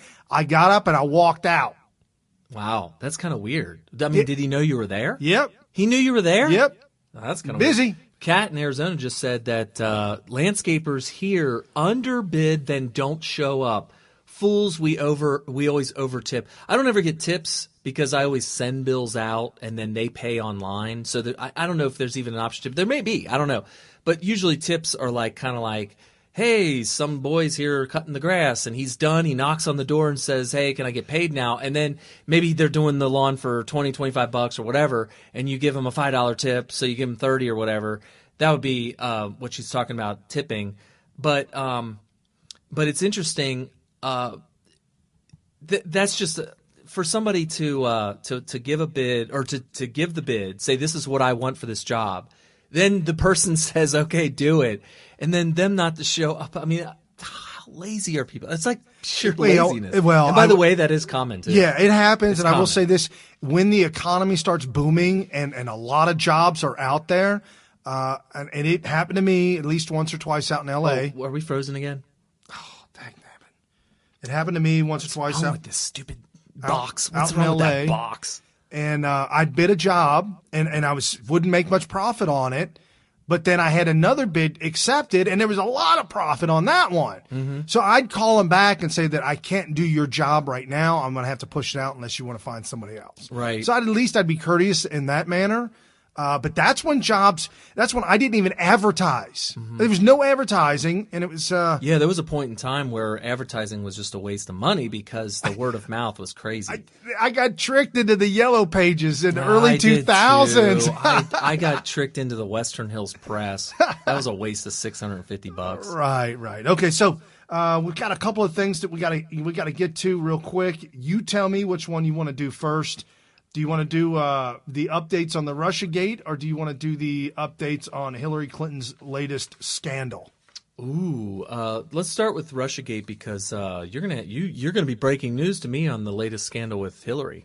Okay, there's a guy named Halper. See, all these players, they all seem to work independently of themselves. The FBI, the CIA, Hillary Clinton, Barack Obama, the whole FusionGPS and Christopher Steele and the law firm. All these people seem to be working independently amongst themselves, but I really don't believe that. I believe that there's going to be exposed this invisible hand that's invisible right now, that has been coordinating all these things are starting to come to light. And Bruce Ohr testifying earlier this week, his background absolutely is not what he was hired for in the Department of Justice, and it's kind of odd that he be placed there because he was clearly not qualified, and he held the highest civilian position that you could possibly have in the Department of Justice, and he still currently works there.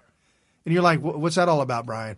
Wait till you hear about Bruce Ohr, and you'll be shocked. Even Trump tweeted out, how in the hell are you still working there, Jeff Sessions? I don't get it. Okay, so Halper we talked about him a few weeks back. He started coming out.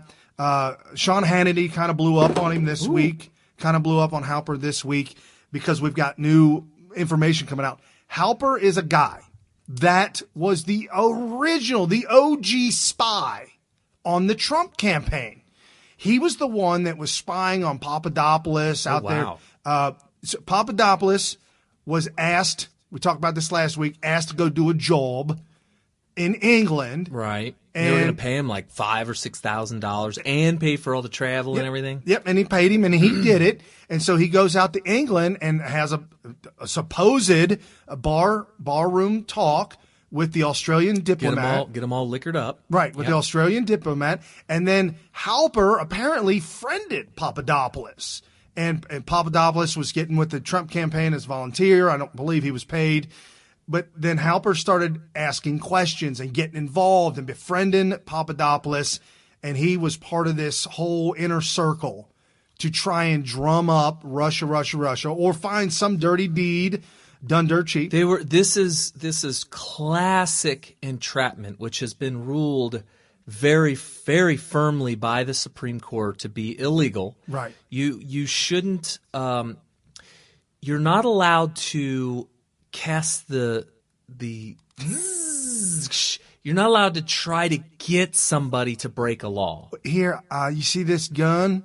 I know you need money, but the barrel on my gun's too long. Oh, that was the Ruby Ridge thing. Ridge, yeah, dude. Ruby Ridge, where the guy was really hard up for money. So the CIA, the ATF. ATF. The ATF said, "Man, we really need to nail somebody. Yeah, we need to nail somebody. Yeah, anybody. Can we find somebody who has the knowledge and ability to saw off a shotgun, but also is in a really hard place financially. Somebody that's really financially up against the wall and also has the know-how, and then we'll approach them and basically give them an offer they can't refuse. This is classic entrapment. Right. Now, that's total entrapment, and we even said if somebody wanted to offer us thousands of dollars to do speaking engagements around the country. The one? Somebody was given $24 million. We did a show years ago where we were reporting on somebody getting like $24 million for something, and it ended up being that they were no longer going to be a thorn or whatever. And I remember thinking to myself, Brian, I know you love this show, and I love this show too. No, you were saying that it was during the run-up of the campaign, and somebody was paid to go against Trump. Oh, right. To flip it. Right, to flip it. We just talked. It was just off the record talk. We didn't talk about No, it was on the record, though. Did we? Oh, we did. It was in the show. Okay, so we talked about the money aspect of it. So $24 million? I mean, it'd be hard for me to not start to reject doing shows totally against. I mean, $24 million. We could do the Hannity and Combs show all over again. Oh, so you would stay on the side of Trump? Well, yeah, because you're going to share the money. Yeah, but they would. What if they asked us both to go full war against Trump? $24 million. I care more about our listeners and our viewers. I care more about the country and the They would be mad at you for not taking that money. I would be like, Brian, Kerry, the money you turned down $24 million. I am angry at you people. Okay, so anyways, Papadopoulos. Oh, Lord. So Papadopoulos, he's getting in good with Papadopoulos. Halper also was getting in tight with General Flynn, trying to get dirt and to flip and to get information on the Trump campaign, the whole run-up of all of this. Halper gave seminars with well-known Russian and Putin supporter.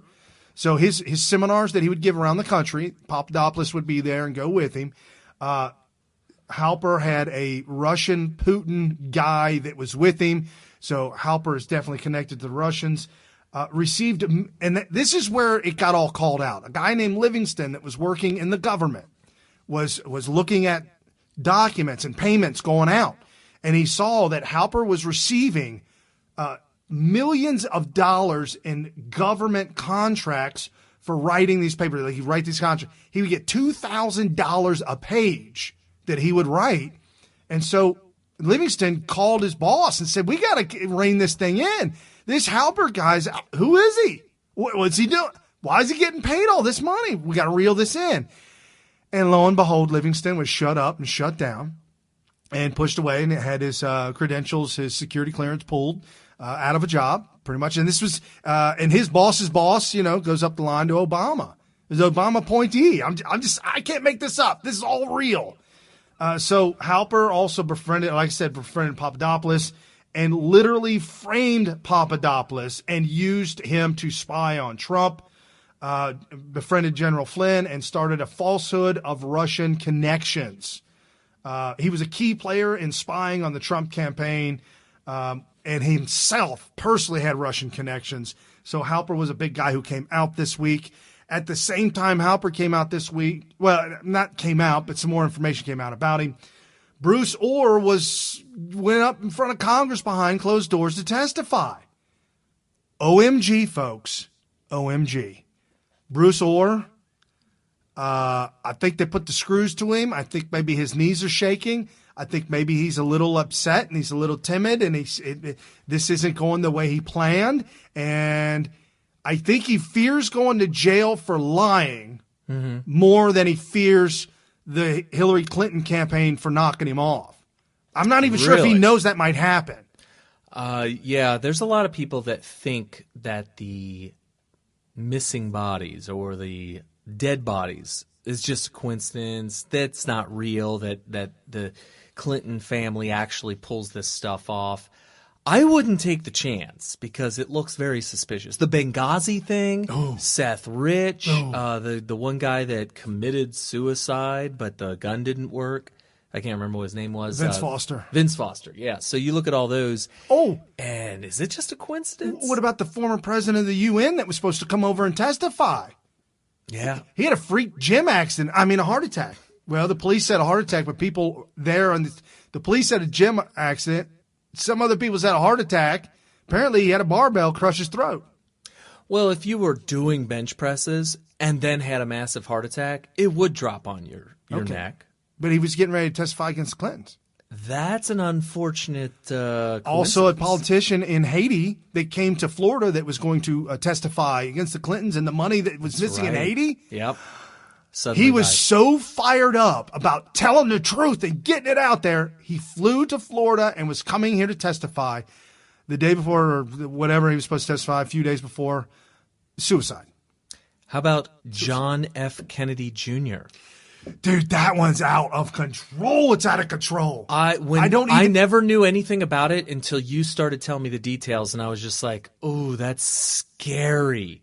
JFK had the thing sewed up and won. He was going to be the senator. He was going to be the senator of New York. Just like his father, taking the reins, taking the next steps. Right. I don't know if that would have meant that one day he was going to be president. I don't even know if he had political ambitions. It almost seemed like he was just this trust fund baby that looked good on camera.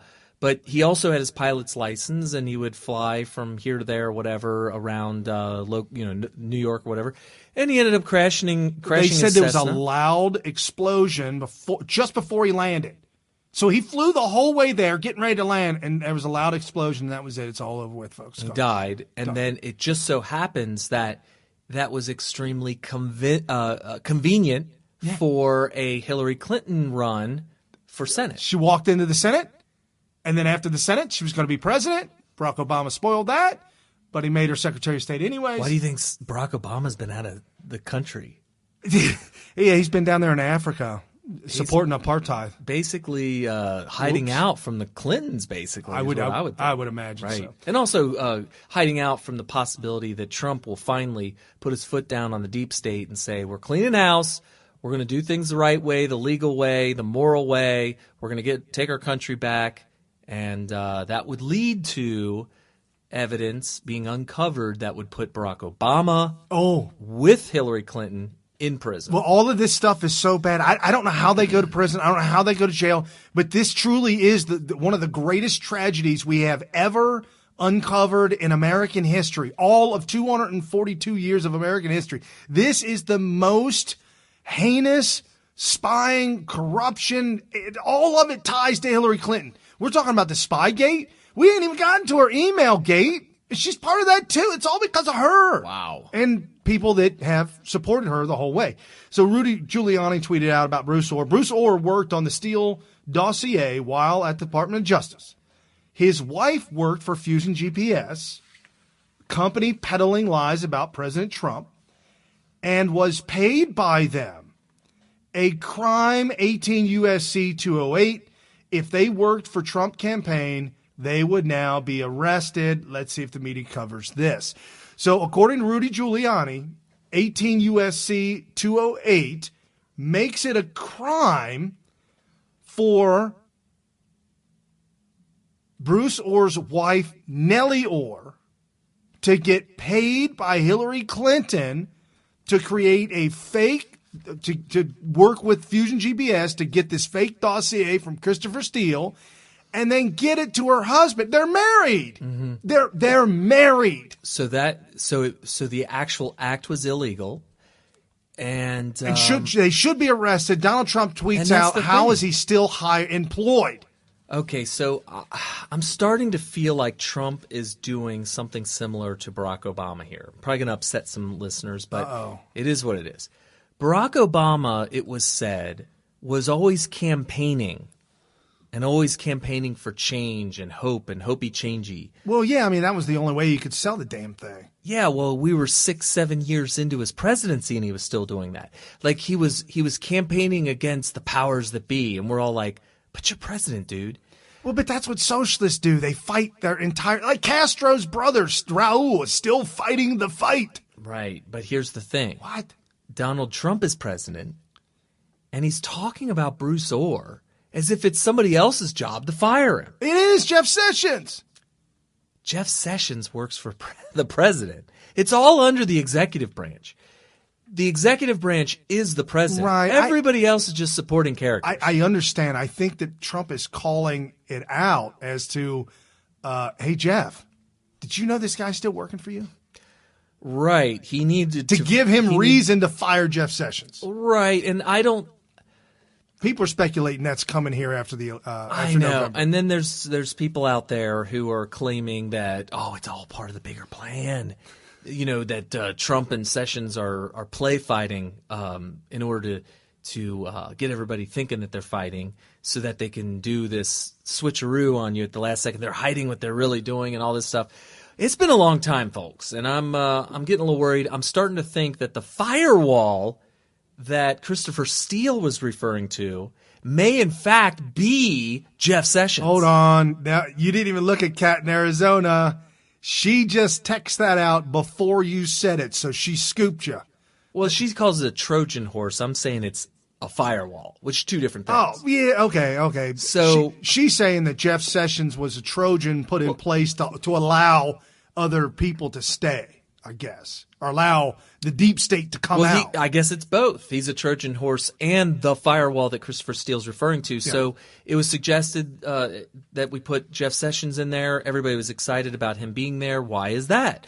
Why is it that he recused himself when he didn't need to? Why is it that Rosenstein gets selected as the replacement? The very first day on the job, he recused himself the day on the job and cited the wrong law for recusing himself. Right. And then, of course, Trump, rightfully so, says, wait a minute. If I had known, I would have never appointed you. I would have gotten somebody else. I feel a little bit cheated here. Oh, he has been cheated. You kept that secret from me until after I appointed you, and now I'm stuck with you when I'm really stuck with nobody. I mean, he pretty much screwed him big time. You know who he's stuck with? He's stuck with Rod Rosenstein running the whole Department of Justice. But the fact that Rosenstein was the one that ended up taking over at that point was by design. Right. If Sessions is the Trojan horse / firewall. Right. So it all makes sense when you consider that it's possible that Jeff Sessions is the firewall. So Bill says you get partial credit, Kerry. Actually, I get no credit. I did, and I'll tell you why. If you look at my Twitter timeline, I tweeted out that a caller into the Rush Limbaugh show. He had a guest. He had a guest for the show on Thursday or Friday. And a caller called in and said, I think that the firewall that Christopher Steele was referring to, that he was asking, is it going to hold up? Is the firewall going to hold up? Is the firewall going to hold up? That he's referring specifically to Jeff Sessions and that he's the firewall. Will he hold up?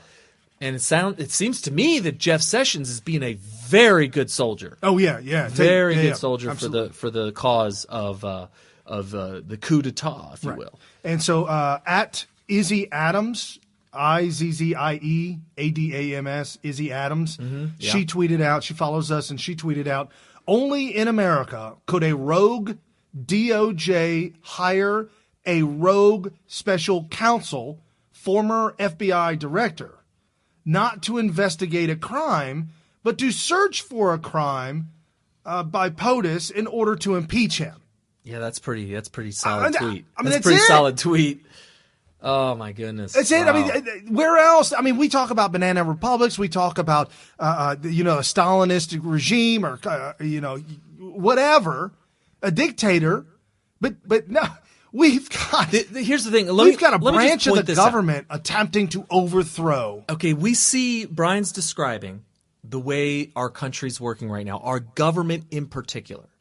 Let me explain to you the way the founders intended this. First and foremost, none of these departments existed at our founding, and they determined they didn't need this stuff. We didn't have a Department of Justice. We didn't have a CIA. We didn't have an FBI. And they determined that our country would work just fine without them, but allowed for the mechanisms for them to be created and implemented. So I'm okay with that. But here's what is not being understood by very many people at all. The executive branch still is the president. Right. We don't have a king or a queen. We have the president. But I don't think we don't have a dictator. We have a president. And the way they understood it, and as described by John Locke and Charles Montesquieu in their philosophy books, is that the president is supposed to have the same kind of power that you would imagine any other leader of a country having, including dictators, kings, queens, whatnot.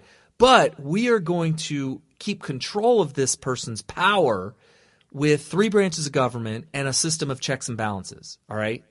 That being said, the president will remain the dictator, the king of the executive branch. He has full power over that, minus certain crazy things like executing certain, employees of, like, hey, my FBI director upset me. Off with his head. Obviously, that would be illegal because murder continues to be the law of the land for everybody. Or when Hillary Clinton had everybody fired at the travel office to put her people into play, and then they countered or sued. Right. It got to be a big stink. Travelgate. They had to hire them all back.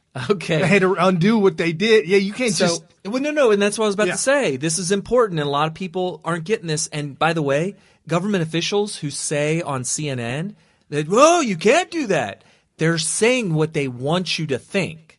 The truth of the matter is our founders intended that if you work for the executive branch at any level, at any capacity, that the president, no matter who it may be, can do whatever the hell they want. They can fire you. They can get you out of there. They can fire everybody. There is no check or balance that could prevent the president from conducting his job as executive within the executive branch. That's what executive orders are. They're the laws. Like, imagine a king. I learned this at the Renaissance Festival, actually. When a king goes out in front of his subjects, whatever he says out of his mouth is the law. Right. Executive orders are written by the president, and they become the law of the executive branch. Not law of everybody, not law of the land. He doesn't create laws, but executive orders are the law of the executive branch. So if he says, okay, my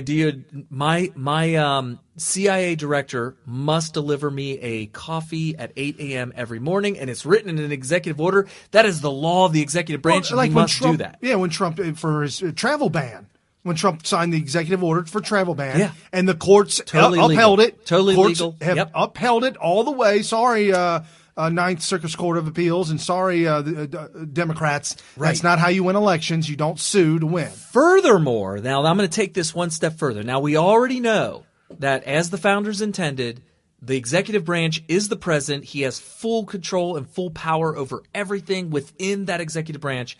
He's curbed from abusing the people through the checks and balances of the other 2 branches. So we know that.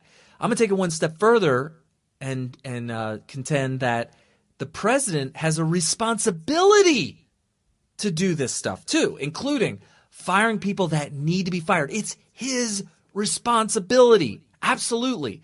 This whole idea that, well, a Saturday Night Massacre is going to get him impeached and all that.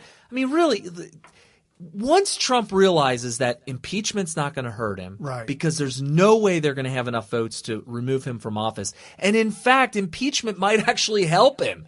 They may be the voters might be so outraged at an unjust impeachment. Clinton's numbers went through the roof. It was like 90% or something. His approval rating was through the roof after he got impeached. So my point is that people respect more than anything else justice. Right. And what they really get triggered by is injustice. If you don't believe me, go to the hood and watch somebody. I'm gonna get my justice. Watch somebody have an injustice happen to them, and it will be sick. All right, so that being said, he needs to just realize, hey, I'm going to do what not only am I allowed to do per the founding, per the Constitution, I'm going to do what I'm allowed to do, but I'm also not going to avoid it, because avoiding so would be a negligence on my part. And I'll take it another step further, and you've never heard this anywhere before, and this is extremely controversial. Have you ever noticed that congressmen are just beside themselves they don't know what to do about this rogue DOJ? No, they have no. They're yeah. Well, do you know why? Well, there's a reason why. Probably because they got dirt on them. Well, no. What I mean is, they're thinking, what can I do? What these people? I'll give you an example. They wanted to hold Jeff Sessions in contempt for not getting certain information that they are constitutionally allowed to get. They were screaming and screaming and screaming, and they haven't done it. They haven't held him in. Guess why they are just up in arms and don't know what to do? Because this stuff is supposed to be handled by the president. Okay, so they're powerless. Everybody's powerless as long as Donald Trump continues to allow the Department of Justice to be their own branch of government and not rein them in. Congress can't do it. Here's what Congress can do. This is the controversial part. You guys are probably going to have your mind blown right now.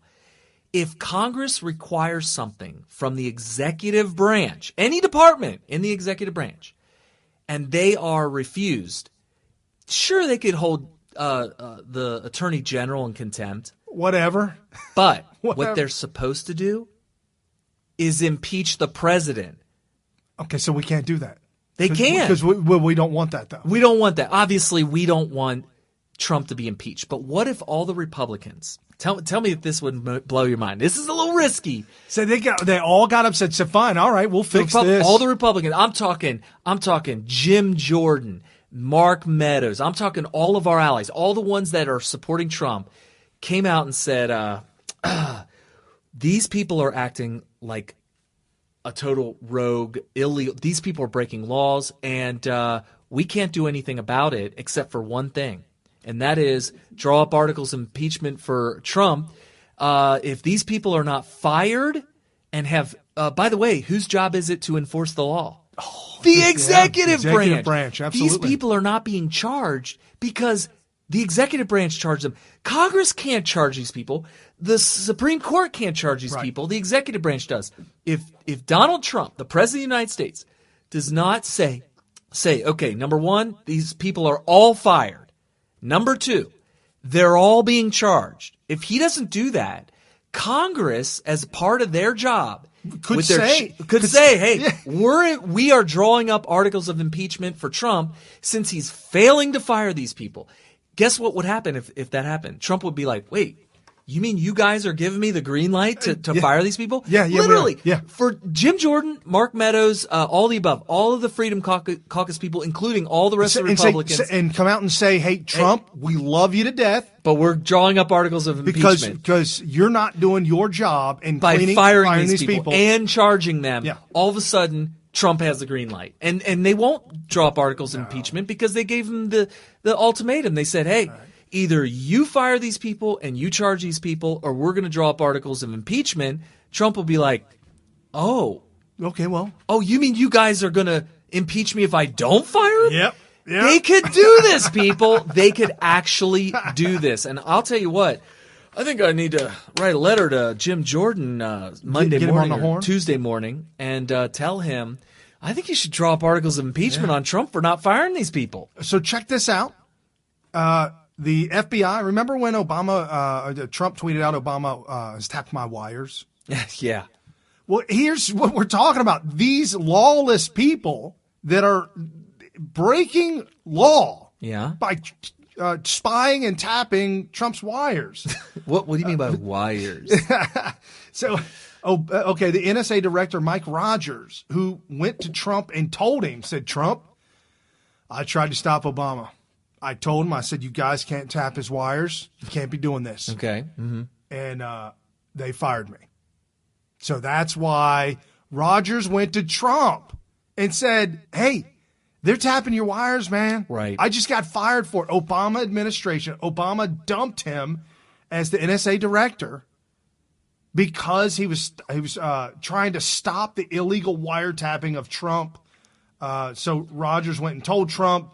Trump went straight to Twitter, told us, and then he left the Trump Tower, never to go back. And from that point forward, there was no more tapping the wires. Yeah. So this is what's going on. This is the criminality. Now Obama was in charge of all this. Now Trump is in charge, and he absolutely has to clean this house.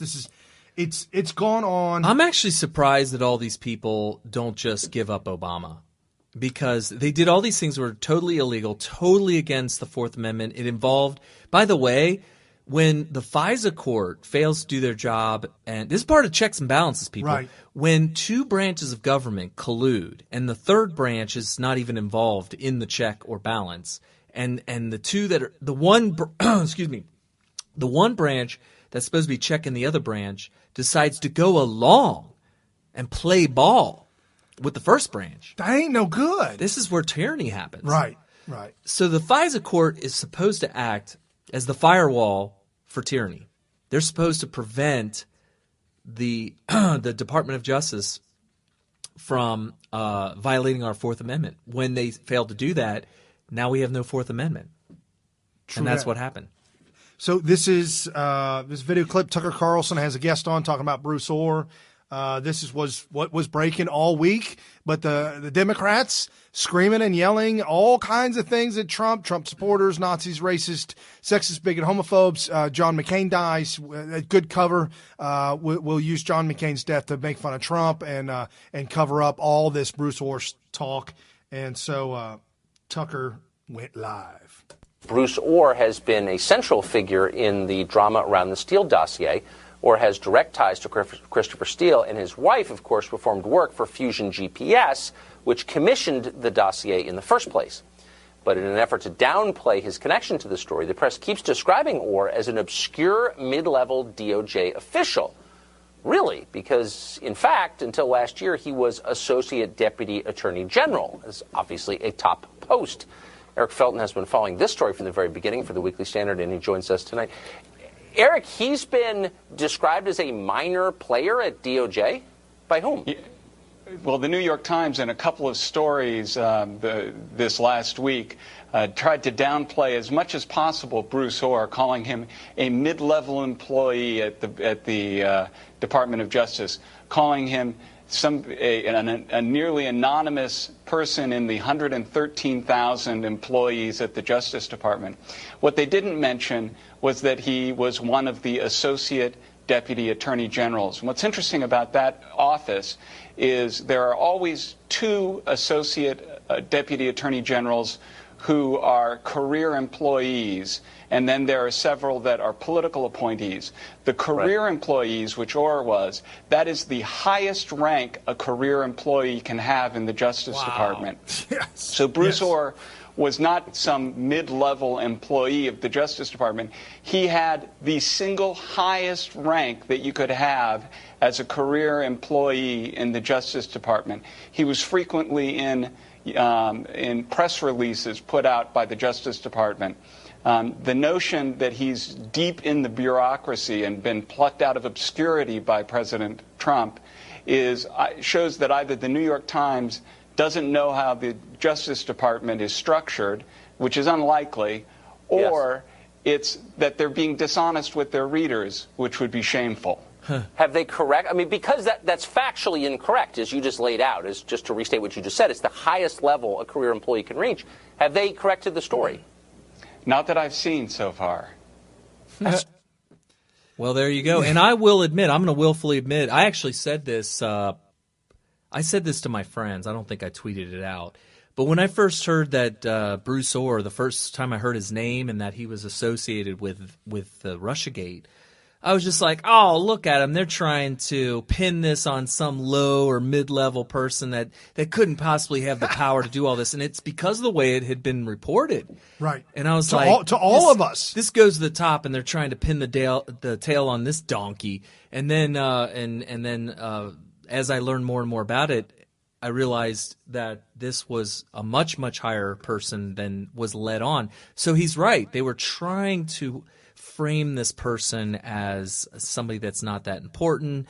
Nothing to see here. It's like that scene from Naked Gun 33 and a half. 33 and a third. 33 and a third, where there's like stuff blowing up behind Leslie Nielsen, and he's like, "There's nothing to see here. Move along, folks." And there's it's become a meme. Like you can put that meme a on. GIF. The Yep. GIF, yeah.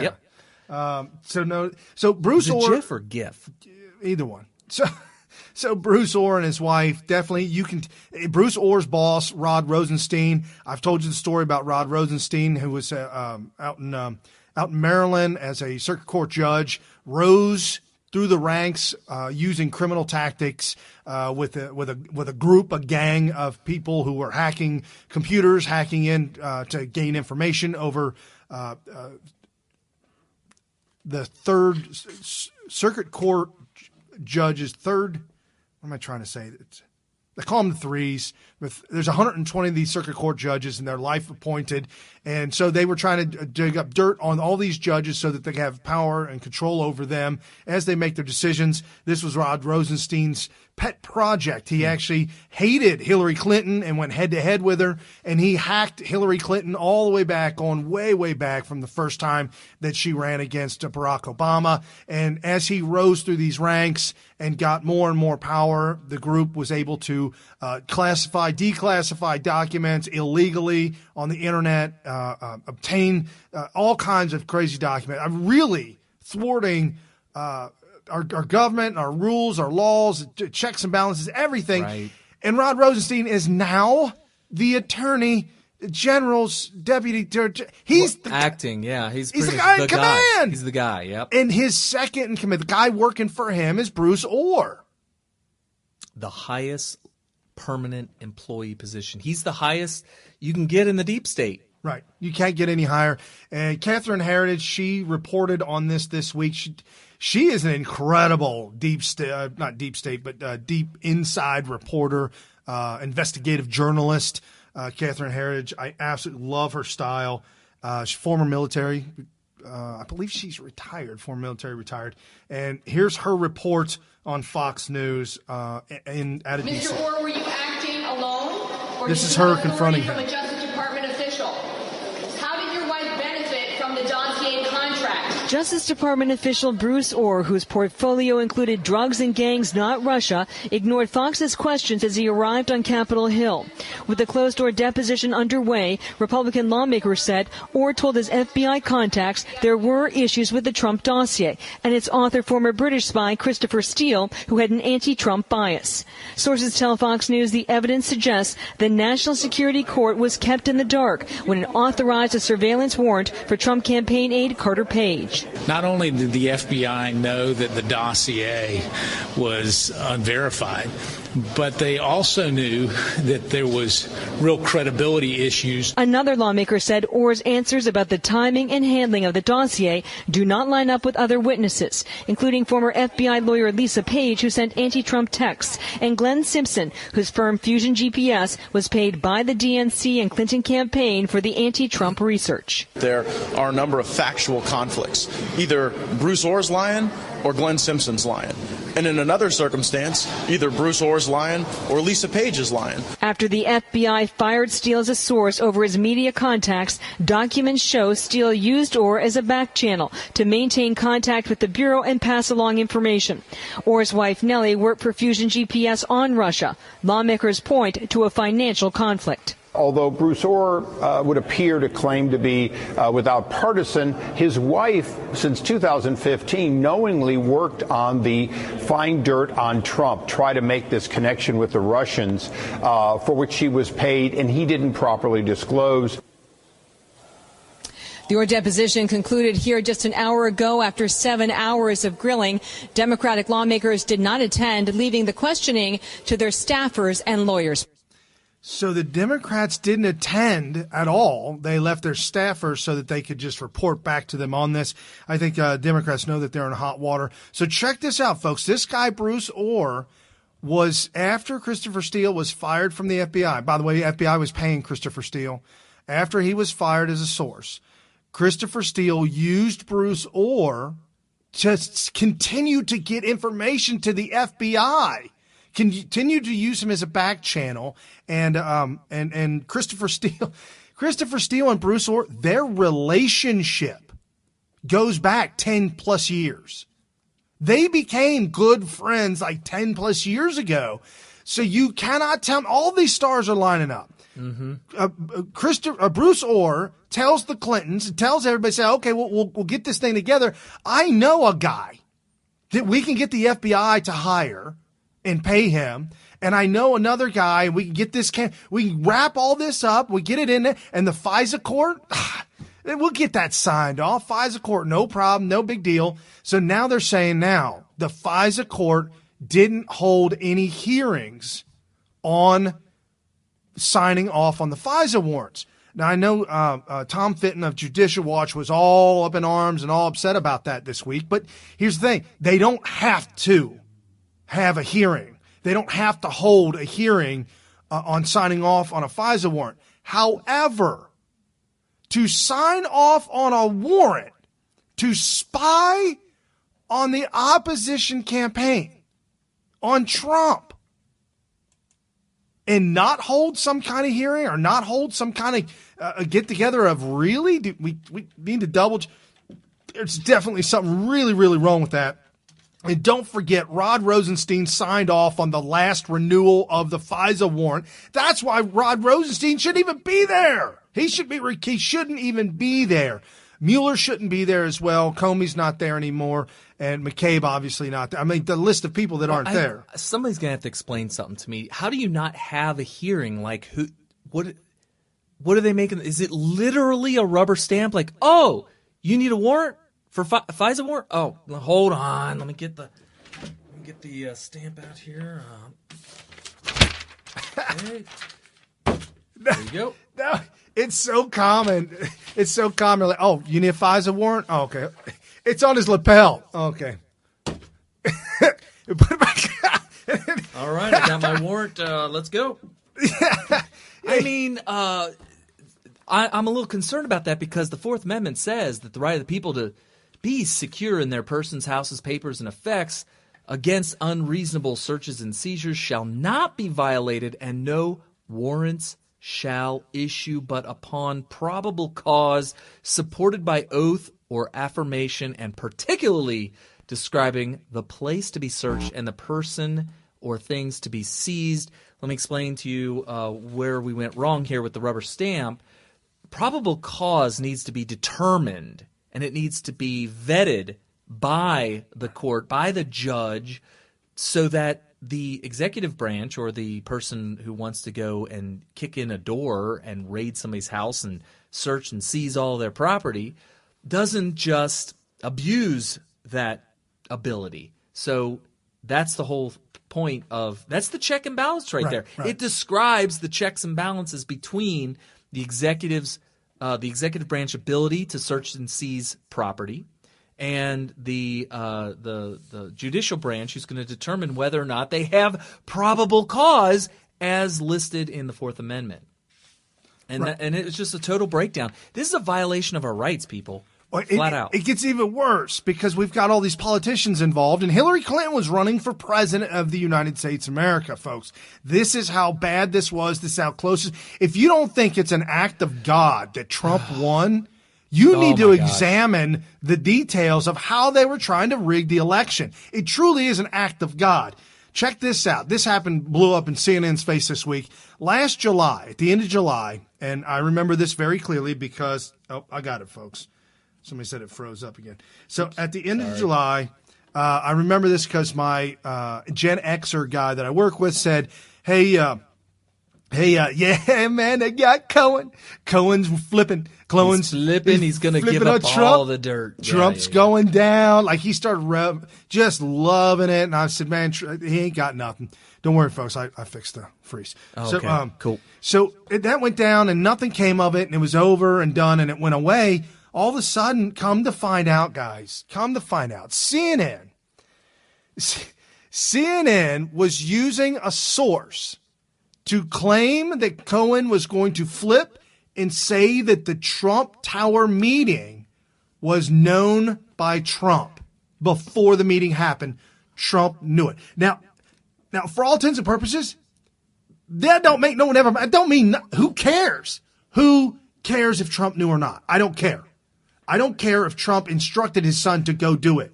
I don't care. He was going to go meet with a Russian woman that claimed she had dirt on Trump. Why would Trump's son not meet her, and why would Trump not say go ahead?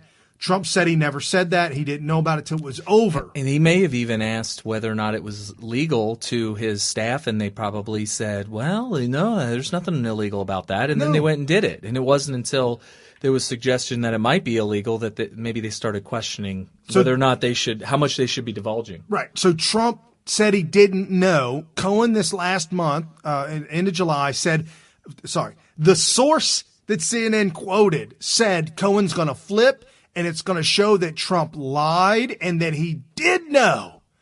Okay, for you and me, folks, that we're just sitting here and racking our brains around, to us, that's not a lie. To us, we don't care. There's no crime in that. There's no, okay, whatever. CNN is this desperate to attempt to pin the tail on the donkey. And here's another thing, too. You can't discount the fact that ever since the Bill Clinton impeachment, yes, he lied under oath to Congress, which is why he got impeached. Ever since then, Democrats, and I'm talking mainstream media, they're all the whole thing is a giant Leviathan. Yeah, for the most part. So what they've been doing ever since then is trying to get you to believe that it's illegal to lie, period. And, Scott Adams, I don't agree exactly with all the details of everything that he says. In some cases recently, I've been really disagreeing with some of the things he's been saying. But I'd say 90 to 95% of everything that he says I do agree with. And he thinks that Trump either lies all the time or says things that don't stand up to fact checking. That's his exact words, actually. And he said that that's okay, and he made this big old defense of that. Remember the video I saw after the show? So after we were done with the show last week, I watched the entire scope that Scott Adams had just come out with, and I was just like, oh, he's making the case that it's okay that Trump is telling falsehoods because it's moving the needle in the right direction. I'm like, I don't know if I exactly agree with that premise, but I don't think he has. Here's the thing, though. First off, I think Donald Trump is not a liar naturally. No, he's just I naturally not a guy that lies. Yeah, I don't think so either. Because he knows he doesn't. In order to get something done, he knows he doesn't have to do that. However, Clinton is a natural-born liar. Yes, he's a liar, and he does it. He's Hillary become good at it. Yeah, Hillary. The Clintons in general. All in general. Actually, the Democrats in general. Yeah, they're natural-born liars because they know that's what they have to do to get things done.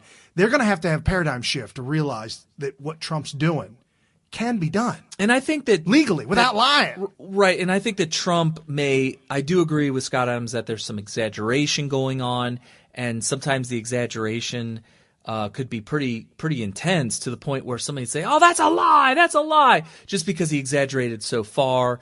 And then also there's certain things that can be construed as lies, even though I don't agree with the assessment that it's a lie. But here's why that's important. Because they're trying to get you to believe that because Bill Clinton was impeached for lying under oath to Congress, they omit that part, if they could catch Trump in a lie, and red-handed. Not only that, but Bill Clinton's lie, it was just about sex care. Oh, yeah, it was not even important. So if we can get Trump in a really good lie. And we could show him on video. About Russia, lying about Russia. If he lies to us on CNN. Yeah, about Russia. Oh, he's done. That's impeachable. Yeah, we know it's impeachable because past presidents have been impeached for that kind of stuff. Right. So they're trying to trick you into thinking that it's illegal to lie. And you see where this goes with the left. They're making it so that anything that they don't like to hear is illegal. Right, and impeachable. Okay, so real quick, we're kind of running out of time. It was Cohen's lawyer, Lanny Davis, the lawyer for the Clintons, who came out last week and said, "Yeah, guys, it was me. I was the unnamed source. I'm sorry, I lied." Gosh. He was on Fox this morning, and I also lied to New York Times. I lied a couple other things. So apparently it's so if the Democrats take the House, there's an article put out, GOP braces for avalanche of Trump's targeting investigations if Dems take the House. So there was an article or a paper floating around of what the Democrats are going to do if they take the House. It's everything they're running on, and it's all bad. I don't even care. Don't even waste your breath on it. They're losing as we speak right now. They're losing bad, real bad. And now with this new Hillary Clinton scandal, this thing is so far out of control. Judicial Watch, Tom Fitton tweeted out, the Obama administration conspired with Clinton on her emails. So it is no surprise that Obama officials wouldn't want to hold her accountable. The Trump admin should find out what damage was done as a result of her illicit email practices. All right. Trump tweeted out, report just out. China hacked Hillary Clinton's private email server. Are they sure it wasn't Russia? Just kidding. I love that. What are the odds the FBI and DOJ are right on top of this? Actually, a very big story, much classified information. Okay. And then one other tweet by Trump. Hillary Clinton's emails, many of which are classified information, got hacked by China.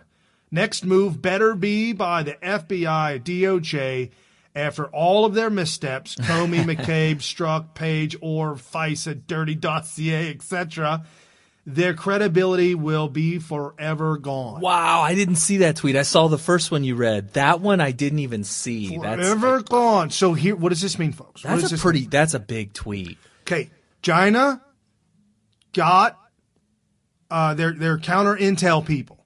Okay, there's a business running out of Virginia, actually. And that office running out of the company running out of Virginia is a China-based sending back intel to China from this company. This company cracked into Hillary's email server, which wasn't hard to do, apparently, because everybody's done it. When they did, they put a CC bug in her server. So every time she received or sent an email in real time, China would get a copy of every single email for four solid years. Yeah, it's like literally having a spyware on your computer. So, Carrie, in the 4 years that they were taking this information and viewing it, don't forget that under Obama's administration, China also hacked our government. There was all kinds of problems during Obama's administration with China. Now we know why. Because they knew what was going on every day, every moment, every minute. They had all the dirt. Say somebody said to Hillary, hey, what was that password again? That's all they needed. And all they had to do was just take the dirt, keep the dirt, and then do what with the dirt? Sell it or blackmail. Right. And this would be top dollar. You would get, the only person you would get more money on emails would be Obama. Hillary Clinton, maybe even, no, not Joe Biden. Come on, man. Don't kid yourself. Nobody cares. Nobody cares. Nobody cares about him. Talk about a joke. That was just a joke, y'all. So, no, but Hillary Clinton would be the second person to receive, if you had her emails, that you could garner a lot of money. In China, why not? Why not garner? Why not spread this out? Why not help tear down America? They're not with you. They're against you. Or to just make your country get an advantage over the U.S. with this stuff. I mean, they've been stealing our ideas forever. That's like the big problem with China is that did you know that when they agree to do the manufacturing for our stuff for pennies on the dollar because they pretty much have, sweatshops with children slave labor, yeah. When they take, like, let's say Apple iPhones, high technology. This is cutting edge. It's the top of the top, the highest, most cutting edge technology on Earth at the time. As part of the agreement of making it, they get everything. They get all the goods. They get the blueprints on it, and they just steal it. Yeah. They steal it all. They get all the technology. And they can't do the labor to put it together without that stuff, and they refuse to do it without that. So yeah, they just steal all of our research and development. So real quick, here's a video of Joe Pollock, the Daily Caller. This is just kind of a set. I don't remember ever seeing this come up, but now I'm starting to see these videos more and more. So okay, maybe it's a new thing that they're doing. The guy in this video, the host, is kind of a goofball, but hey, it can't be as goofy as us. Telling you that. So here's Joe Pollock on the Hillary Clinton email scandal. So according to sources, there is a government that hacked into Hillary Clinton's private email server. And we have the person that might know the government that hacked her server. This is Richard Pollock from the Daily Caller Foundation. He is the senior investigative reporter. Thanks for being here. Thank you. So who hacked into Hillary Clinton's private email server? So the first answer is it's not Russia. We have all this Russia stuff going on today. It is the People's Republic of China through a Chinese state-owned company that is based and operating in Northern Virginia. And they did this for the entire 4 years that Hillary was Secretary of State. So did you just like dream this up, or do you have people actually say this? I actually spoke to a number of former... Dude, he's laughing at his own joke and nobody's laughing. It was really abrupt. I would not have started off the conversation. Did you just make this up or what? So are you a total douchebag? Intelligence officials who were... in fact, one of them said to me that... I asked, well, do you know the name of the company? He said, of course, but he says... I can't tell you the name. Otherwise, I would probably see the inside of a cell. In other words, it would be really obvious who gave you the information if they coughed up the name of the company. Probably. I mean, in this person's estimation. In this person's estimate, well, he said, I just can't tell you. I know the company, but I can't tell you at this time. And they're in Northern Virginia. They were operating in Northern Virginia, and were operating there in 2009 when Hillary became Secretary of State. So what gives that guy confidence that they are fronts for the Chinese, and that the Chinese government hacked Hillary Clinton? Well, and you have multiple sources. It's not just one source, correct? Right. First of all, I wouldn't have written if it was one source. The first thing is Congressman Louis Gohmert actually aired this story. Oh, by the way, after this is over, I slipped in a clip of Louis Gohmert going at it with Peter Strzok last month, when he cross-examined or interviewed Peter Strzok, who was then at one point was the FBI's chief counterintelligence official, in addition to having an affair with somebody within the bureau and also texting Lisa Page. And he thinks people that shop at Walmart. Right. So he asked Strzok, as the top counterintelligence official, were you ever approached by the intelligence community's inspector general and told that this country and a foreign entity of this country had over 4 years in real time broken into Hillary's email server up in upstate New York in her mansion. And of course, Strzok said, I sort of met him a couple times. I don't recall what's going on. But when I spoke to a number of people who are very close to the ICIG, they told me that absolutely it was a Chinese intelligence operation, and it operated, this is the most breathtaking part of the whole thing, it operated in real time. When an email came into her server or she was sending out an email, there would be a courtesy copy printed and then sent to the Chinese. So do we know if classified information was sent back and forth between?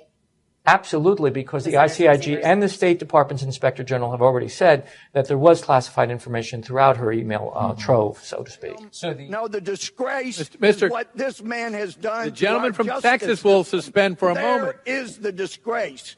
And it won't be recaptured anytime soon because of the damage you've done to the justice system. And I've talked to FBI agents around the country. You've embarrassed them. You've embarrassed yourself. And I can't help but wonder, when I see you looking there with a little smirk, how many times did you look so innocent into your wife's eye and lie to her about Lisa? Mr. Chairman, this is outrageous. Shame on Mr. Chairman, please. Have you Mr. Chairman, this is intolerable harassment of the witness. What's wrong with that? You need your medication. The gentleman controls the time. Oh my gosh, that is too funny. I had to play that one. That's a good one. That's like that's going to go down in history as one of the greatest. Yeah. So the thing about the this couldn't happen. It would not have happened had Hillary Clinton followed protocol and only used government servers for her government work. This happened because she decided she needed private servers to make this happen, to make her illegal. She needed to hide from the government certain activities.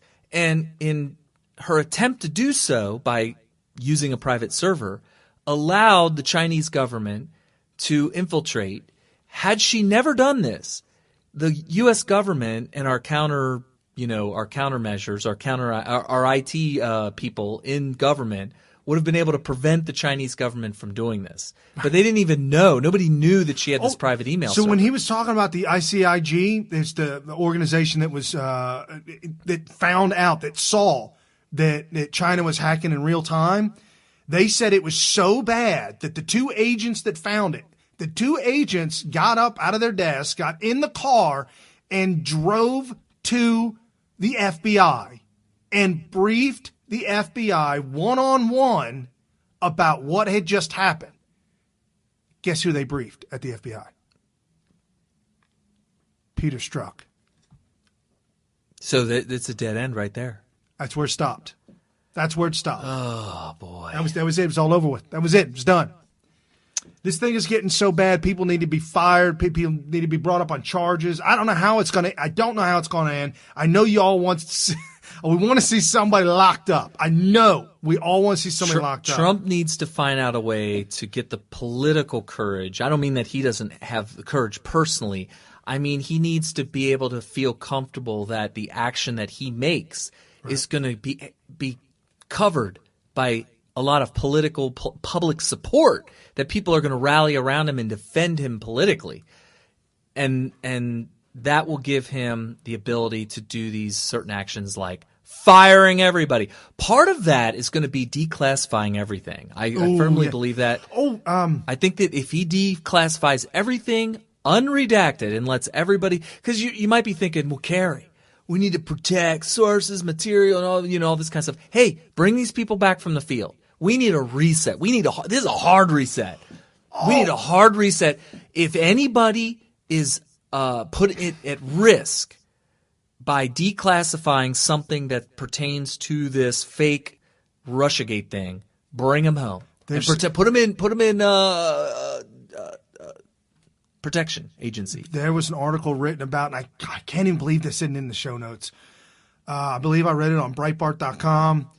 That anywhere from 18 to 20 special agents, our spies, 18 to 20 special agents have been tortured and or murdered directly related to Hillary Clinton's hacked emails. I can totally see China. that. Yeah. So we need the hard reset. And here's the thing.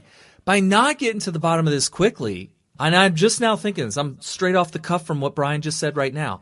By kind of letting this thing sit back and marinate and get stale and all that, there's people dying because of what's been hacked. They're being tortured. Yeah, being tortured and captured and dying. I'm not going to say the name because it could get me in trouble. I don't know if I got an okay for this, but the entire Chinese clandestine unit was murdered since Hillary Clinton had a private server. And nobody put the two together. Because nobody knew about the private server. But in hindsight, the reason these are all the spies for China, Chinese spies, all murdered because they found out what was going on. Like there was like a counter spy thing going on here because of finding all this out from Hillary Clinton's server. So who murdered the Chinese? The Chinese government. They took them away. Because they were like double agents. Yes. They were all taken away and murdered. Well, then there's more than 18 to 20. Yeah. Well, if you count the Chinese espionage people that have been getting killed and captured and whatever by the Chinese government, then yeah. I mean, who knows? Untold numbers of people died because of this, because of her negligence and corruption. She didn't just do it because, I'm an idiot. Oh, yeah. What was the reason? They said, oh, she just didn't know. She didn't. It wasn't, it's just whatever. It was negligence, yeah. She didn't know? I don't even know how to use my iPhone. She's a girl. What? Wow.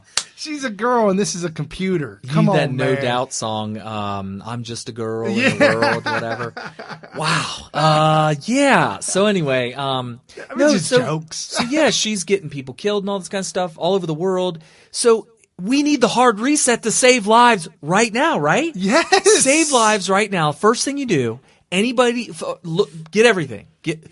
Say, I want it all at the White House, and I want it all at the White House now. Right. Once you get all the papers there, it might be tens of thousands. I don't know. Maybe it's just a couple dozen. Who knows? Get a team of highly secured people, top secret people. Go through all the papers. Find out who could be affected by this. Bring them home. Put them in a safe place. And then, unredacted, release everything, and we just need to rebuild from scratch. From there, people will begin to become outraged at all the illegal activity by all of these characters that we're talking about, including Robert Mueller, all these people. Then, once all the stuff is aired out and we realize who the illegal bad actors are, we then allow Trump to fire them all and charge them. They all see their day in court. A lot of them, probably most of them, will see prison time. Right. Good. The amount of closure and satisfaction the American voter is going to get out of this will be immeasurable. Right. You mentioned Mueller this week. Two of Mueller's Angry 17 just quit. One of them that quit the Russia investigation was one of Mueller's lawyers that was a high end expert computer analysis, forensic lawyer guy. He's quit, walked off, the job is done. So, Mueller thing's falling apart. It is absolutely falling apart. There's not much left on the Mueller thing. Oh, we love that bell, right? No, I don't like it that much. That means we don't get to spend as much time together as we usually do, Anyways, folks, share this with your friends and family. Tell everybody about Smith Radio. Happy Communist Day. Yes, Happy Commie Day. Set up on Monday to make us workers of the party unite and feel like we get something for free by not having to work on Monday, when in all reality, it's just crumbs, right? Don't forget, communism is people acting like they're working and getting paid by a government that's acting like they're paying you. What kind of power? Unfathomable. See you guys. It's without fathom.